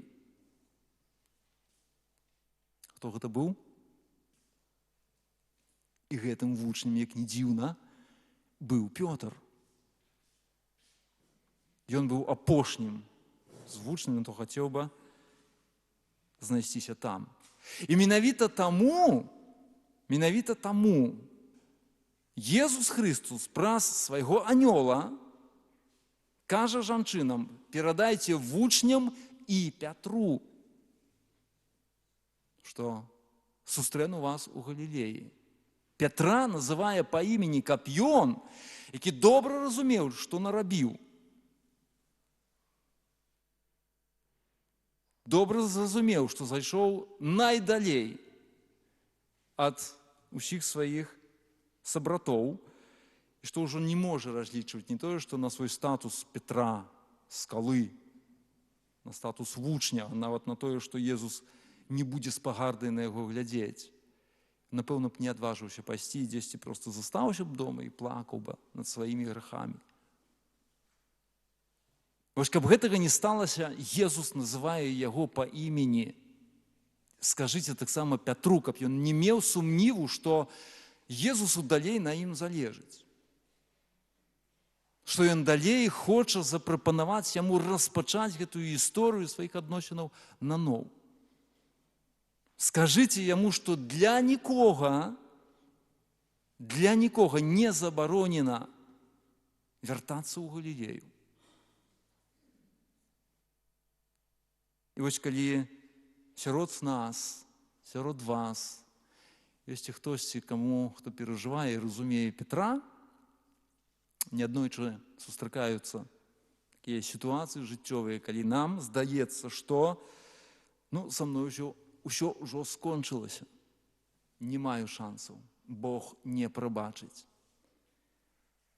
У гэтыя моманты мы павінны разумець, гледзячы на прыклад Петра, што Бог таксама цябе кліча па імені, называе па імені, кажучы, што і яму на табе вельмі моцна залежыць, як далёка, як глыбока чалавек не ўлез бы, у якія б то не было грахі. Для Бога няма нічога немагчымага. Для нас так, наш грэх, это, видите, як той камень на магіле. Этой жанчыны, не ведаем, што з гэтым камнем зрабіць. Дзе тую сілу знайсці, каб яго зваліць з нашага сэрца. Так вось маем проста паверыць у Божую моц. Не мы самі. Ён звалівае гэты камень. Ён уваскрослы, прыйшлі яго не было, ён уваскрос, і гэтага каменя не было ўжо на магіле. Ён кожны наш грэх, найбольш цяжкі, здольны скінуць з нашага сэрца. І гэта ёсць, напэўна, яшчэ адна вельмі добрая навіна з уваскрэсення Езуса Хрыста. Аб тым, што для кожнага з нас ёсць магчымасць наноў распачаць гісторыю. І вяртанне ў Галілею – такі момант псіхалагічны, каб вярнуцца пасля таго, што нарабілі, з папрокамі свайго сумлення, вярнуцца да тых момантаў, калі ўсё толькі распачыналася, калі было шмат надзеі, шмат радасці. І гэта ратуе чалавека.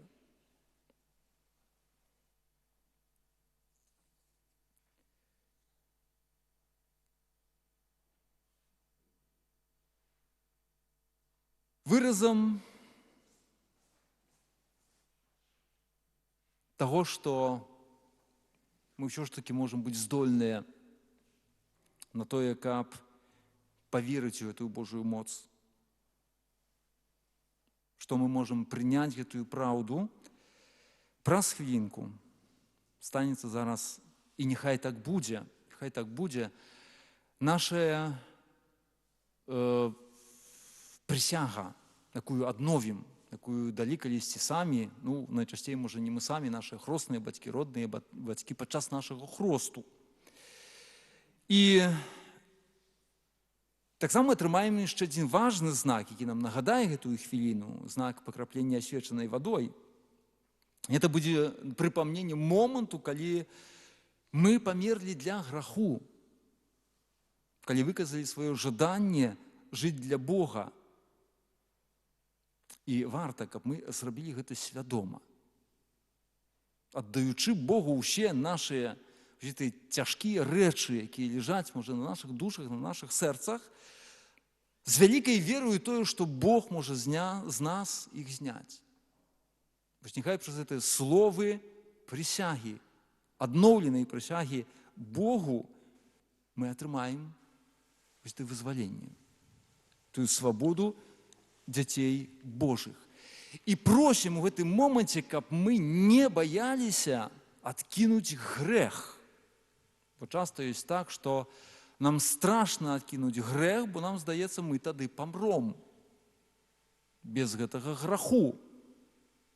Бо так часта ў граху бывае добра, як яго адкінуць. Таму гэта вельмі нелёгкая справа.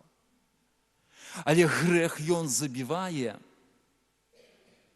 Можа, не адразу, не аўтаматычна, мае час, он умее чакаць, але ён забівае.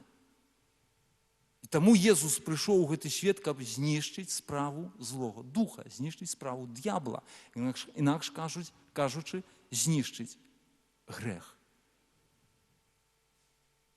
І таму няхай вось гэтая наступная частка літургіі, якая праз хвілінку распачнецца, дапаможа нам прыняць гэтае рашэнне, адрачыся ад граху, адкінуць гэты грэх. І няхай Бог нам у гэтым дапаможа. Амен. Так як сказаў біскуп Олег Буткевіч, праз хвілінку пачнецца наступная частка літургіі, якая называецца літургія хросту, падчас якой будзе асвечаная вада і будуць акропленыя вернікі. Самого хросту сёння ў касцёле Святого Духа не прадугледжана, але будуць паўтораныя прысягі сакраменту хросту. Істотным элементам, неабходным для жыцця. Таму яна з'яўляецца таксама знакам, які распачынае Божае жыццё ў чалавеку у сакраменце хросту.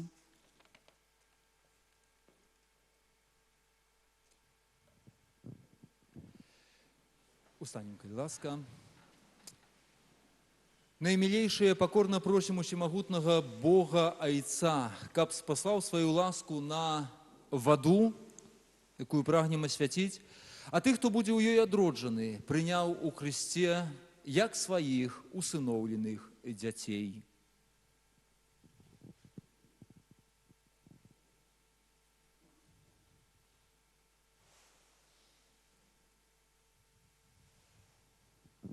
Літанія да ўсіх святых.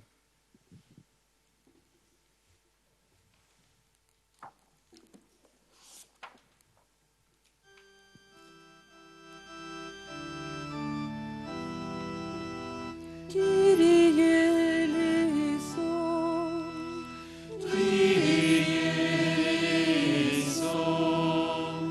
Christe eleison, Christe eleison, Kyrie eleison, Kyrie eleison. Святая Мария, Мати Божия, Молися за нас, Святый Михале, молися за нас, святые ангелы Божия, молитесь за нас, святый Яне Хрестителю, молися за нас, святый Юзефе, молися за нас, святые Петра и Пауле, молитесь за нас, святый Андрею, молися за нас, святый Яне, молися за нас, святая Мария Магдалена, молися за нас, святый Стефане, молися за нас, святый Игнацию из Антиохии, молися за нас, святый Лаврентию, молися за нас, святая Перпетуя Фелицита, молися за нас, святая Агнешка, молися за нас, святый Григорию, молися за нас, святый Августине, молися за нас, святый Атаназию, молися за нас, святый Базилю, молися за нас, святый Мартине, молися за нас, святый Бенедикте, молися за нас, святые Франтишку и Доминику, молитесь за нас, святый Франтишку Ксаверию, молися за нас, святый Яне Мария Вианей, молися за нас, святая Катерина Сиенская, молися за нас, святая Тереза от Иисуса, молися за нас, все святые Божия, молитесь за нас, будь до нас литостивый, вымол нас, Пане.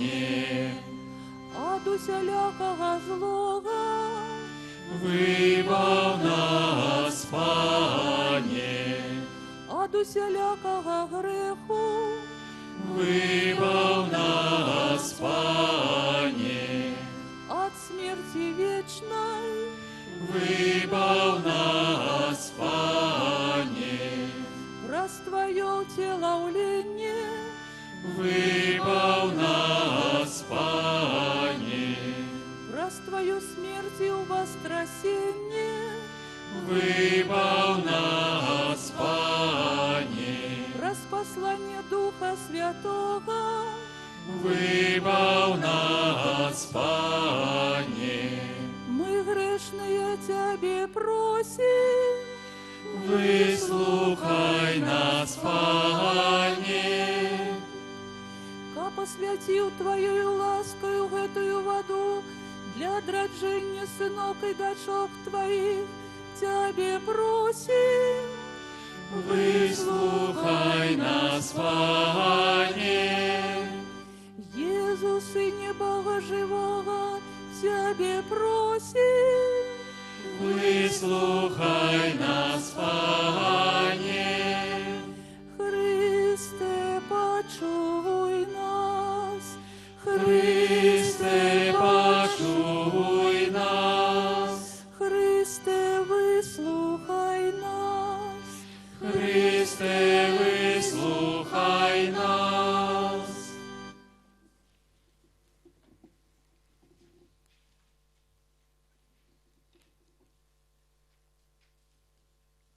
Дорогие браты и сестры, покорно просим Пана Бога нашего, кабы святил гэтую воду, якою мы будем окроплены на успомин нашего хросту, няхай ее нас милостиво обновить, каб мы заставались верными Духу Святому, якого мы приняли у сакраменте хросту. Пане наш Боже, да поможи нам ласкаво, Твоим верным, бо чуваючи у гэтую найсвятейшую ночь, мы узгадываем дивосную справу нашего створения и еще больше дивосную справу нашего откупления. Выслухай ласкаво наши молитвы и освяти гэтую воду. Ты створив яе, каб давала урадлівасць нівам, каб умацоўвала і ачышчала нашыя целы. Ты таксама учыніў ваду прыладаю Тваёй міласэрнасці, бо праз яе Ты вывеў свой народ з няволі і наталіў яго смагу пустыні. У прадказаннях пророкаў вода была знаком нового заповету, які Ты пожадаў заключыць з чалавецтвам. Нарэшце праз воду, якую Христус асвяціў у Иордане, Ты аднавіў у купелі адраджэнне нашую сапсаваную натуру. Няхай жа гэтая вода нагадывае нам прыняты хрост, каб мы радовались разом с нашими братами и сестрами, охрещенными у гэтую найсвятейшую ночь. Праз Христа Пана нашего.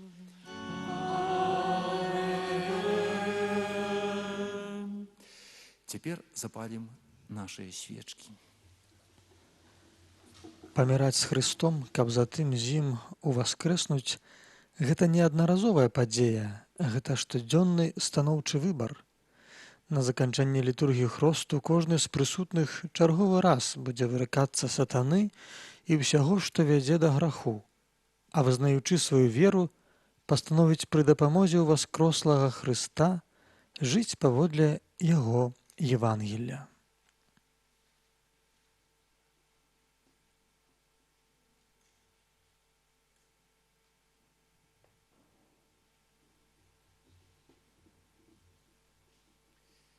Дорогие браты и сестры, праз пасхальную таямніцу мы ў сакраменце хросту былі пахаваныя з Христом у смерць, каб разам з ім увайсці ў новае жыццё.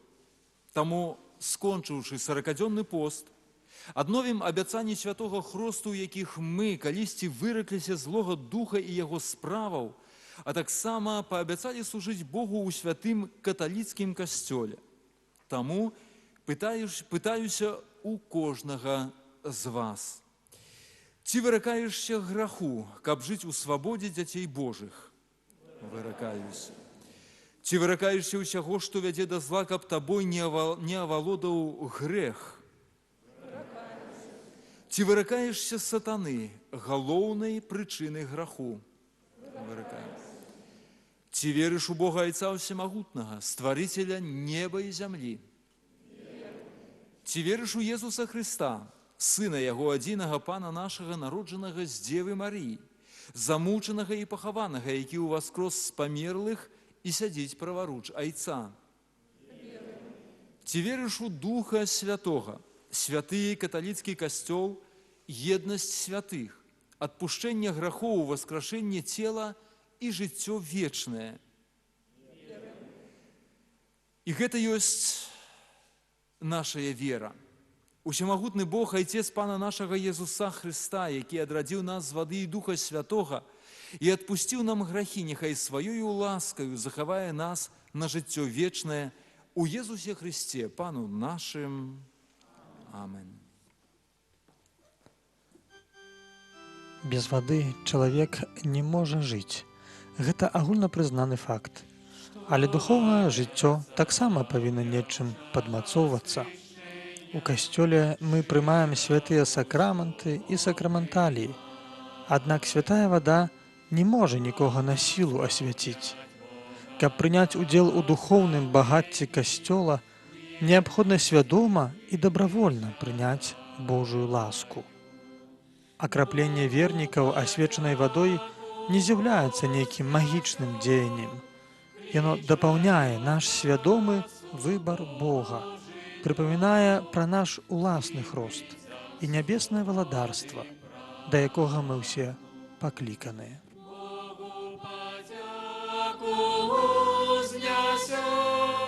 Клічаю нас у Божий дом, з ним бить завсёди прагну.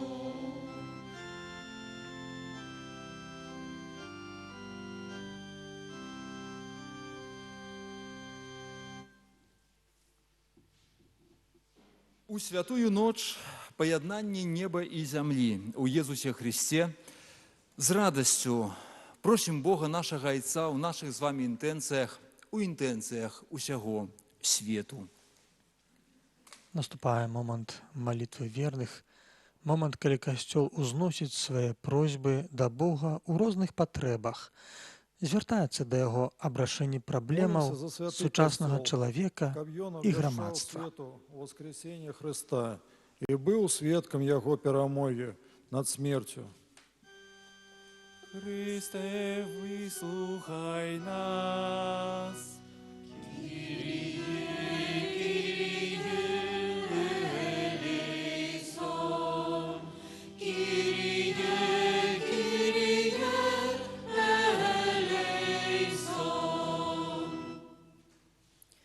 Молімся за нашу дыяцэзію і яе пастара, каб Бог умацаваў усіх вернікаў у еднасці веры. Христе, выслухай нас. Kyrie, Kyrie, eleison. Kyrie, Kyrie, eleison. Молимся за тих, хто сіє ненависть у серцях людей, каб наші молитви і ахвярність содейничала їх навертанню. Христе, выслухай нас. Kyrie, Kyrie, eleison. Kyrie, Kyrie, eleison. Молімся за нашу айчину, апостолювання міру і громадсько-політичної справедливості, каб усі її жихари жили у братерській любові і єдності.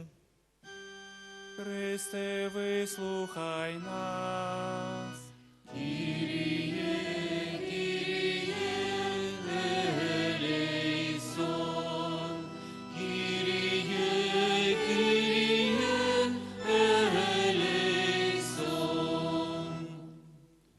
Молимся о интенции спынения пандемии коронавируса, о благости оздоровления для хворых и о Божьем благословении для всех тех, кто змагається з пандемією. Христе, вислухай нас.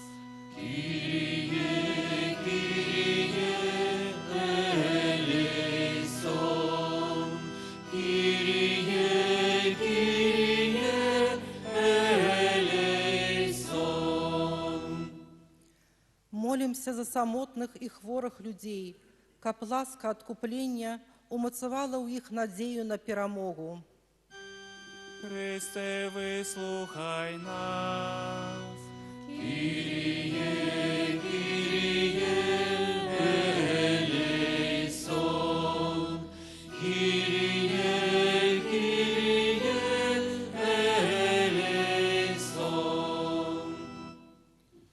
Молимся за померлых, особливим чином за тих, хто несподівано одійшов у вічність з причини пандемії ці пересліду. Нехай милосердний Бог прийміть їх у своє володарство. Христе, вислухай нас.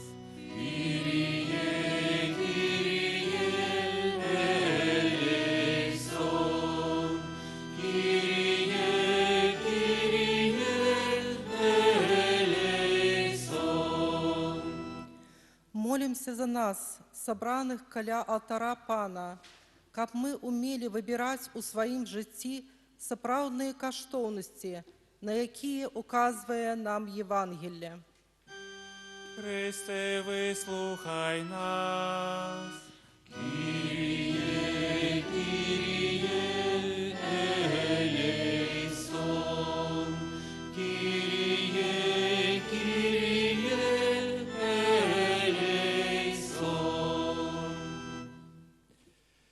Боже наш Ойче, Твой Сын дозволил нам спознать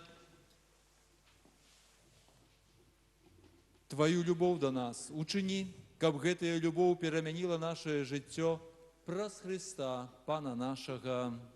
Амин. Наступае момант ахвяравання дароў. Святар будзе ўзносіць спачатку хлеб, а потым віно са словамі «Благословлены ты, Пане Боже, сусвету, бо дзякуючы твоей шчодрасці мы атрымалі хлеб і віно». Хлеб і віно неабходныя для эўхарыстычнай ахвяры. Без гэтых дароў не можа адбыцца святая імша. Гэтаксама без вернікаў і іх актыўнага ўдзелу не можа адбыцца касцёл.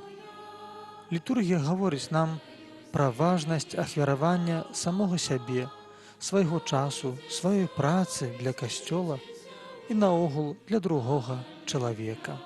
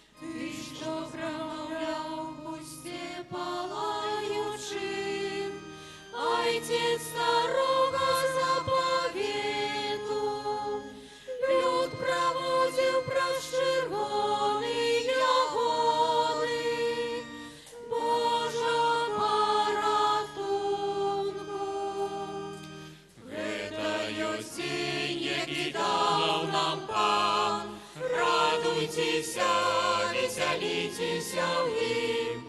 Аллилуйя, аллилуйя. Пан святаров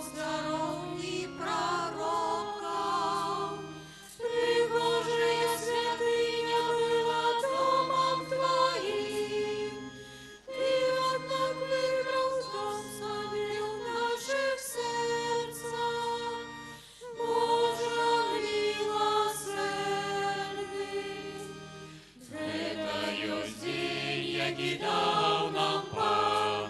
Радуйтеся, веселитеся в Нім. Аллилуйя, аллилуйя. Как поєднать грешных людей с собою, дал нам Сына, что стал человеком, и показал безмерную любовь свою. Боже, Откупитель, Это есть день, який дав нам Пан. Радуйтеся, веселитеся в Нім. Аллилуйя, аллилуйя.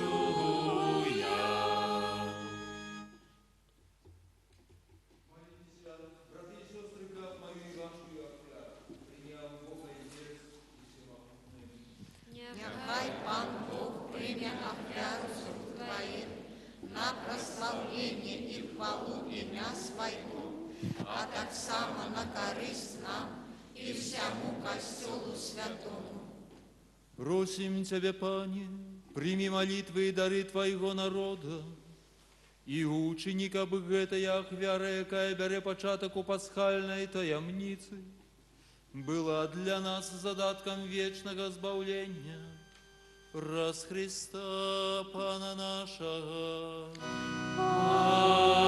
Амен. Пан з вами. И с Духом Твоим. Евхаристичная молитва починається префацією. Головний целебрант, біскуп Олег Буткевич, співає «У гору серце, подякуємо Пану Богу нашому». Біскуп закликає нас узнести своє серце до Бога і не падать духом, нават коли життєві складаності переслідують нас. Евхаристія означає подяку, коли ми дякуємо усімогутному Богу за вічне життя, яке Він нам пропонує.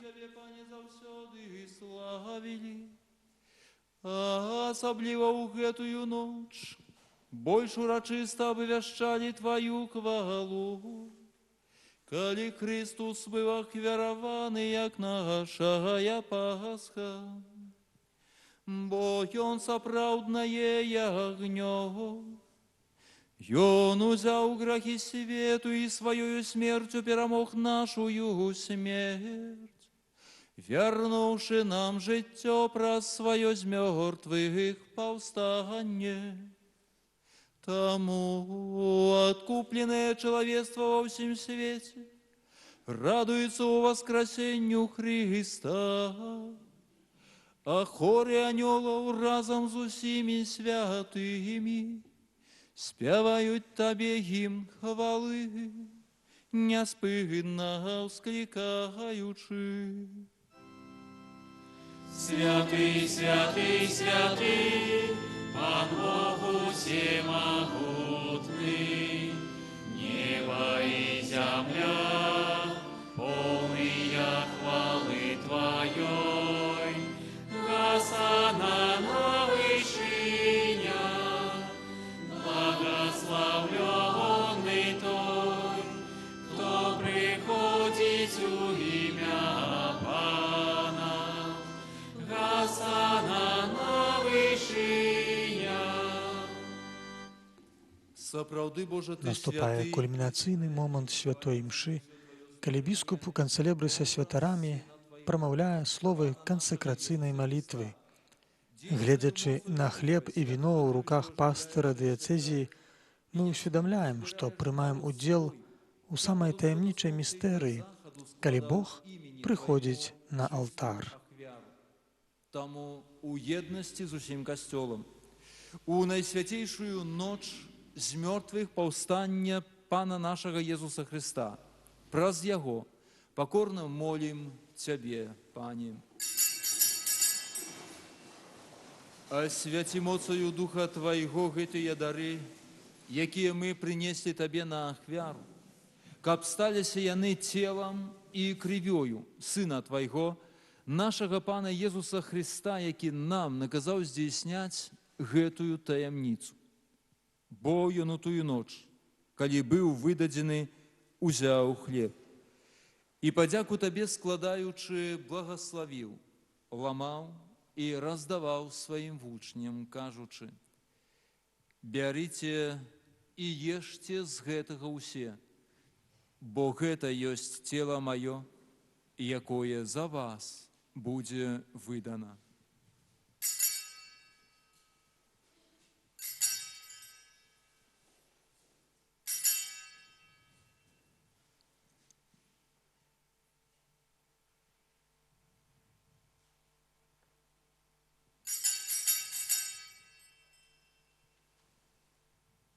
Падобным чынам па вячэры узяў келіх і падзяку табе складаючы, благаславіў і падаў сваім вучням, кажучы: «Бярыце і пійце з яго ўсе, бо гэта ёсць келіх крыві маёй, новага і вечнага запавету, якая за вас і за многіх будзе праліта дзеля адпушчэння грахоў. Гэта чыніце на маю памяць».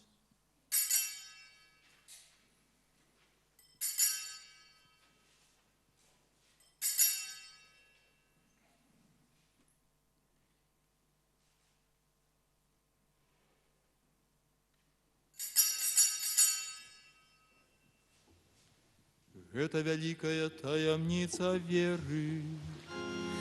Обвящаем смерть Твою, Пане Иисус, вызнаем Твое воскресение и чараем Твоего присягания. Пане, успамінаючы збаўчую муку Твайго Сына, а таксама Яго цудоўнае ўваскрасенне ў неба ўшэсце, і чакаючы Яго другога прыйсця, з падзякаю складаем Табе гэтую жывую і святую ахвяру. Узглянь, просім на дар Твайго касцёла і прымі яго як ахвяру, якой Ты пажадаў быць уміласціўлены. Дазволь, каб мы, узмоцненыя целам і крывёю Твайго Сына, напоўненыя Духам Яго святым, сталі адным целам і адным Духам у Христе.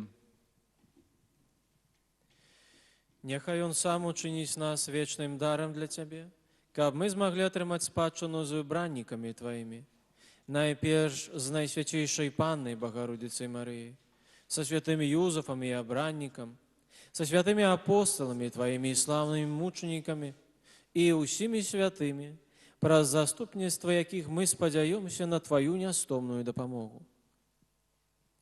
Просім Цябе, Пане, няхай гэтая ахвяра нашага паяднання прынясе ўсяму свету супакой і збаўленне. Будь ласкава ўмацаваць у веры і любові касцёл Твой, які пілігрымуе на зямлі.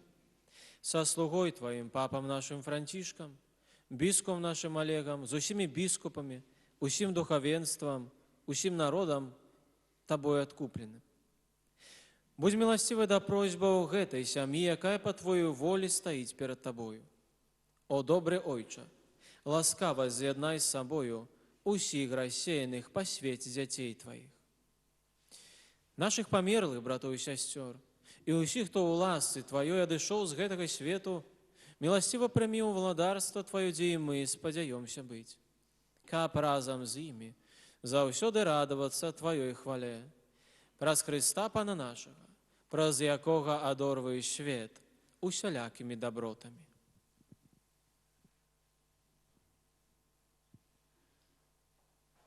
Праз Христа, с Христом и в Христе, Табе, Боже, Ойче всемогутный, у єдності Духа Святого, уся пошана і хвала, раз усе веки вечные.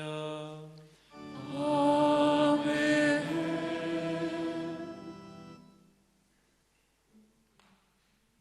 Кожны, хто жадае прыняць Христовае цела, павінен сур'ёзна да гэтага падрыхтавацца. Таму біскуп заклікае нас да найцудоўнейшай малітвы хрысціянства «Ойче наш». Гэтая малітва з'яўляецца выразам паставы, з якой вернікі павінен наблізіцца да алтара Эўхарыстыі.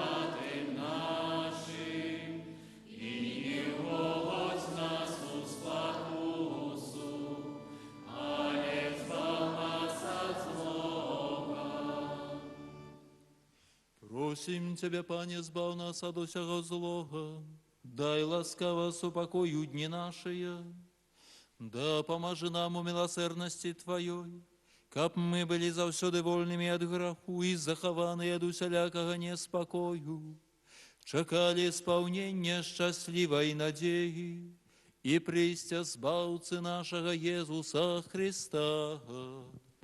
Бо Твое владарство и моц и хвала навеки. Пане Иисус Христе, Ты сказал апостолам Твоим: супокой покидаю вам, супокой мой даю вам. Просим, не зважай на грехи наши, але на веру костела Твоего, и будь ласкавы згодно с Твоей волей одарить его супокоем и едностью, які живеш и владариш на веки вечные. Амен. Супокой Пана, нехай завсёды буде з вами. И с Духом Твоим. Передайте ближнему знак супокою. На жаль, эпідэмія каранавірусу внесла і свае карэкціроўкі ў каталіцкую літургію. По гэтаму знак супакою не перадаецца поціскам рукі, а вернікі, як мы бачым, схіляюцца глыбока ў паклоне, каб ушанаваць адно аднаго. Гэты вялікі дар павінен стаць удзелам кожнага, хто набліжаецца да алтара Эўхарыстыі, знак супакою. Узаемная любоў, якой павінны дзяліцца хрысціяне, радуецца прысутнасцю іншага чалавека, перш чым пачаць змяняць яго. І гэта менавіта пачатак сапраўднага адзінства. Змилуйся над нами, Баранку Божий, які бяреш на себе грехи и свету, одари нас упокоем.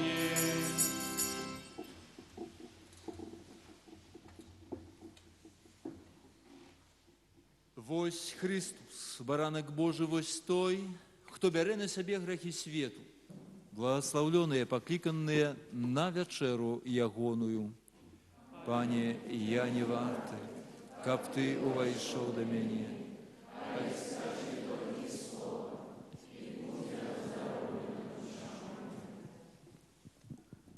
Надыходзіць момант святой камуніі, падчас якой вернікі будуць прымаць да свайго сэрца цела Хрыста, прысутнага пад постаццю хлеба.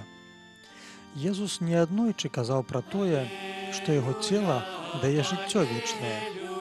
Прагу вечнага жыцця маюць усе людзі, і ніхто не хоча знікаць бясследна ў вечнасці. Езус дае нам унікальны шанс жыць вечна.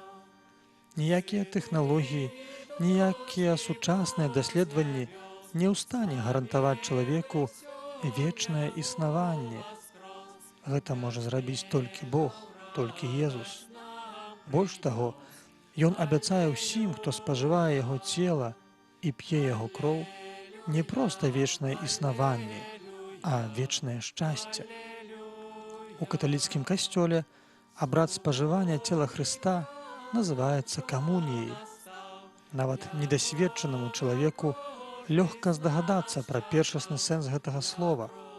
Камунія – гэта тое, што яднае супольнасць. Гэта тое, што вырывае мяне з маёй адзіноты граху і прыводзіць да еднасці з Богам і чалавекам.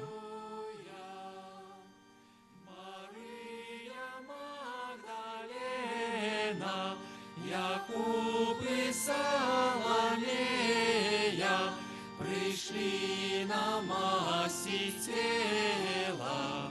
Аллилуйя, аллилуйя, аллилуйя, аллилуйя. Анёл в шахтах белых жемчином весит смело. Христос у Галилеи. Аллилуйя, аллилуйя, аллилуйя, аллилуйя. А як настала вже пора, Ян попередивши вятра, прибіг до гробу ледь зара. Аллилуйя, аллилуйя, аллилуйя, аллилуйя. Дорогие браты и сестры, заканчивается наша трансляція з касцёла Святого Духа ў Віцебску. Вялікі дзякуй усім, хто працаваў над тым, каб святочную літургію Вялікадня маглі пабачыць гледачы Віцебшчыны. Вялікі дзякуй супрацоўнікам тэлеканала Віцебск, літургічнай службе і парафіі Святого Духа ў Віцебску. Я, ксёндз Віктор Місевіч, развітваючыся з вамі, жадаю вам бласлаўлення у воскрослага Хрыста. Няхай у вашых сем'ях пануе супакой і радасць, і надзея на вечнае жыццё. Езус перамог смерць. Христос уваскрос. Сапраўды уваскрос.